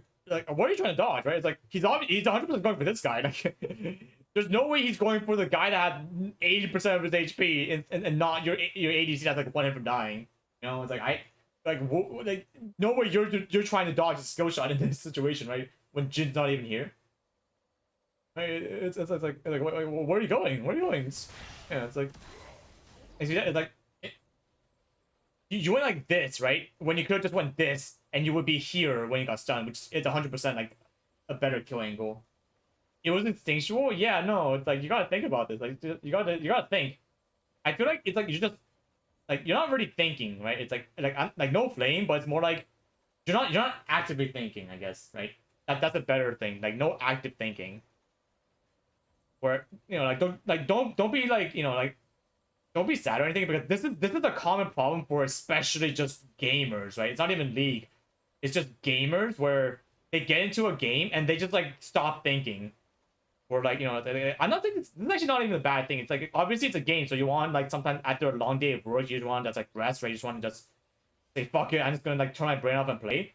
But like if you want to climb, right? Like obviously if you're getting this water view, you want to be able to get better. If you want to get better, you have to start actively thinking, which means you have to, when you get into a game, you want to ask questions to yourself. Like, what should I do, right? You want to be like, what should I do here? What can I do to get better? Like, what, like, just keep asking yourself questions. Like, why am I auto-attacking this wave right now? Like, what am I doing, right? Or like, why did I die? Like, why did I die just now? And like, replay the situation that happened in your brain, which can only happen if you're actively remembering what happened. Like for example, right? Like, dude, I think the people that learn the fastest, are those that know how to VOD view during the game. And like I don't want to brag or anything, but this is what I do for the most part. Where like, for example, like dude, like obviously if you play a game and then a play happens, right? Like whatever happens, like a mistake happens, and then they finish the game, and then they VOD of you. It's like, this is fine and all, right? This is honestly fine and all, but I think this is very inefficient, right? Because why would you spend 30 minutes rewatching the game you just played to just look at one specific thing or like VOD reviewing what you did, when you can just play the game, make a mistake, and then VOD review the mistake while you're dead, no? Like, if you can remember what happened 10 seconds ago and like figure out, oh yeah, I should have done this, I should have done this, because you're actively remembering the enemy's plays, right? Like you're remembering where you were on the map, where the enemies were on the map, you know, where your teammates were on the map. You know, it's all about your quick memory. Then you don't have to VOD of you, right? You don't even have to finish the game to know what you should have done better. Like, dude, I'll be honest, the only time I VOD review is when I'm streaming and like you know, obviously you guys have no idea what I'm talking about if I just talked about it. But, like, I remember everything that happened in the game. Like, dude, it's like I can physically say what went wrong in a lot of situations, like the moment it happens, because like I have that visual, like I can see it in my brain, like I can remember that. But that means, that came from training, right? Like I didn't know how to do that at first, but the more I play, the more you kind of like, the more patterns come up in how fights go. So it's really easy to pinpoint where a mistake happened. You know, like for example, I can physically remember what happened in yesterday's fight, which why we lost a game with Karthus. Like I can remember a team fight from yesterday's loss that I had, which is why like I can remember. Oh yeah, I probably should have warded the bush. You know, not be scared of the Heimerdinger in the bush, because I kind of baited my teammates to walking up on a low HP Ashe, right? All about being adaptive while playing, yeah, but the entire point is you have to know how to do that as fast as possible instead of relying on after the game. Because if you wait that long, you're gonna forget some things that happened, and now you're like justifying things that happened when you can't remember like what you were thinking, right? Because dude, oh my god, this happens so often. Where like here, like it's really funny, especially when someone has like a VOD of like their point of view of them talking through it, right? Where they go like you know, of like a stream. Like this happens a lot when I VOD view streamers, especially. Like it's so annoying because I literally have receipts of proof of them saying that like you can see what they're thinking in like when a play happens. Like, oh yeah, like they're like, oh yeah, I'm looking out for this, I'm looking out for X, Y, Z and whatnot. And then after the game's over, I ask them with the entire VOD and stream up like in front of them. And before I show them what they were thinking, I go like, here, like what were you thinking when this happened? And they say something completely different. And I'm like, why are you lying to me? It's like, what the fuck are you saying? Like, they literally lie. They try to justify the mistake they made by saying something that they weren't thinking. And then, we physically watched what they said they were thinking at the time that's completely different from what they were actually, like, thinking afterwards. And I'm like, why the fuck are you lying? It's like, bro. Like, dude, I'll be honest, dude, these kinds of players are the worst to coach because what they say when coaching is different from what they're thinking when they're actually playing. It means they're just lying to me. Because, yeah, it's like they're trying to get out of accepting that they made a mistake by posthumously giving a different answer. And I'm like, dude, like, you're just lying to yourself at that point. Like, dude, like, fuck, man. Like, what do you want me to do if what you're thinking during the game is different from what you're thinking during the VOD review? And you're just, like, saying something completely different now. It's like, bro. So, I guess the biggest thing, right? The biggest thing you want to do is you want to make your thoughts when you're VOD reviewing the same as what you're thinking as when you're playing the game. This is what I want you to do. This is really hard, alright? Like, I'm not saying it's going to be easy, but if you want to get better, the faster you make this equal this, the more consistent you're going to realize, like, you're going to realize how you play the game. So that the next time something happens, you can reproduce it. That's the biggest thing. Because if you can reproduce a play by just following the standards of what you have before going into the play, it's going to be really easy to predict yourself. And now, because you know that X stimulus leads to Y reaction, you know, then you're going to be able to change it. Because now, like, you're going to have that consistent, stable balance of what you think you're going to do versus what you actually do. Okay? And the reason why I say that is because right now, you're going, like, the play that happened was, you had, like, you didn't auto for level 2 prio, right? That was the play that happened. And then what happened after we VOD viewed is that you were like, I don't actually know why I didn't auto. Right? That's the post VOD view, right? Of like, I don't actually know, which means we can like work backwards where if this is your thought after the VOD or like after the play during the VOD view, that means your thought before the VOD view was you weren't thinking. That we pinpointed the problem, which means because you weren't thinking, now you have to start thinking, right, to fix this problem. So the entire point of VOD view, right? I'll be honest, the entire point of VOD viewing or like coaching after the fact isn't really so much that you want to figure out the problem or the issue of why you played bad. It's more like you'll learn faster if you pinpoint the root of the problem itself. Because solving the problem after the fact it's fucking useless, right? Like the problem already happened. What's the point of solving the problem if you know you're gonna make the same mistake again?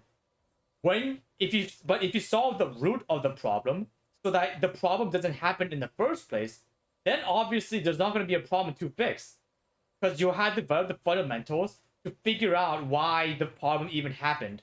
Which means that the next time it happens, like the next time it's not gonna even happen. Which means now you can focus on other things, and slowly over time, by fixing the root of each problem over and over and over again, now you're going to be challenger and you're not going to make any mistakes. Or you're going to make such little mistakes that it's not even going to be worth even talking about. You know what I mean? But this all comes down to how fast you're able to see a problem happening and realizing the solution instantly by replaying the situation in your head and talking about just figuring out what the possibilities you could have done and then doing that on the fly.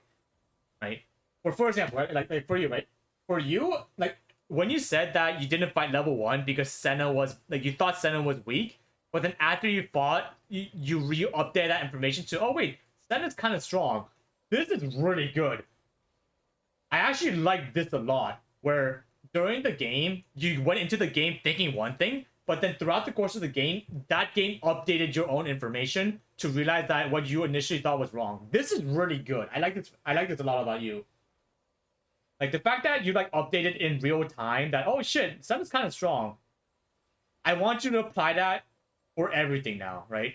But that only comes from you you have to physically tell yourself that sometimes things that you might not think is a problem might be a problem, right? Because for example, right, now that I told you things about when you should auto attack or not, now you're gonna start thinking about this, right? Beforehand, you didn't even know that your auto attack timings were wrong in the first place because nobody told you. Because obviously, if nobody tells you, you're not gonna even see that's a problem. But now that I told you, right, now that I physically planted this idea of, when should I push for level 2?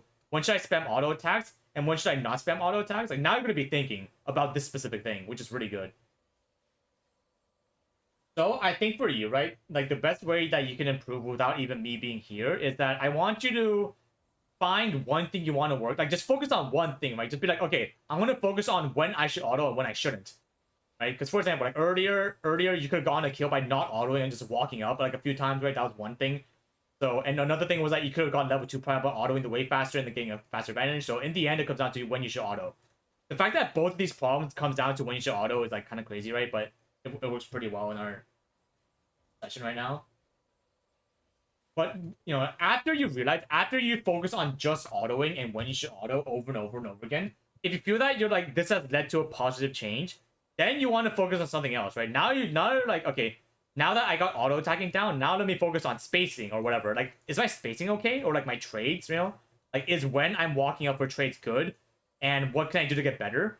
And over time, you develop this portfolio of, you fix one thing, think about if something else is a problem, and if it is, then you fix that thing, then you focus on something else, and over time you can only keep improving on every small thing over time. And then you can work on things like macro, right? You can work on team fighting. Is my team fighting positioning good? Should I have gone in there, or should I not have, right?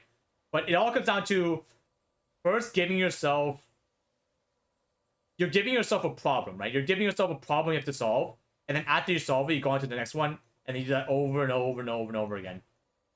And this isn't even just league, it's just life, right? It's just literally life. When you have a problem in life, you want to solve that one problem first before moving on to something else. You don't want to solve 20 problems at once, because now you're going to be oh shit, I don't even want to do this anymore because I'm just so tired. That's it. But yeah, okay, I'm so tired, guys. Speaking of tired, I am exhausted. Oh, shit. I wasn't even gonna stream. I was just gonna take a break, but I gotta go take a rest now. I hope you, Jeff. You just gotta keep thinking, alright? Just keep thinking about what you want to do, and then improve that, and then go from there. But yeah, it's like, it's all about life, right? It's like life goals or like life the things you learn in life extend to League and vice versa. Like it's all connected, right? And just because this is a game doesn't mean that the things you learn in the game doesn't apply to something that might work in real life. You know? And dude, it's like, guys, because like the faster, because number one, right? Number one, I feel like whenever people learn a skill, they for some reason think that what they know before they learn the skill, it doesn't apply, which doesn't make sense, right? Like, for example, if someone told me that you need like, if you want to learn art, if you want to learn how to draw, you need 10,000 hours of drawing experience, right? But like, what if you have design experience, or like, what if you work in a creative field? Like, what if you like edit videos, or like if you like do design work? Like, doesn't that mean that just from the get-go you have that many years of experience in design that can carry over to art? So now instead of 10,000 hours, you have 6,000 hours of concepts that you can apply, that now you only have to work 4,000 hours to learn skill, right? It's anything, right? It's like, people just think that, like, just because you're learning something for the first time, you can't apply what you learned before in other fields to what you're learning. Because concepts apply pretty well. It's like, it's all about just how well you can implement what you know already to what you're trying to learn now. That will dictate how fast you learn something. Because there are, like, like, just learning anything in life are very transferable to other parts. It's why some people learn way faster than others, because they know how to implement what, like, previous concepts they learned from stuff they learned in the past to what they're learning now. It's the same thing, yeah. It's like, it's not hard.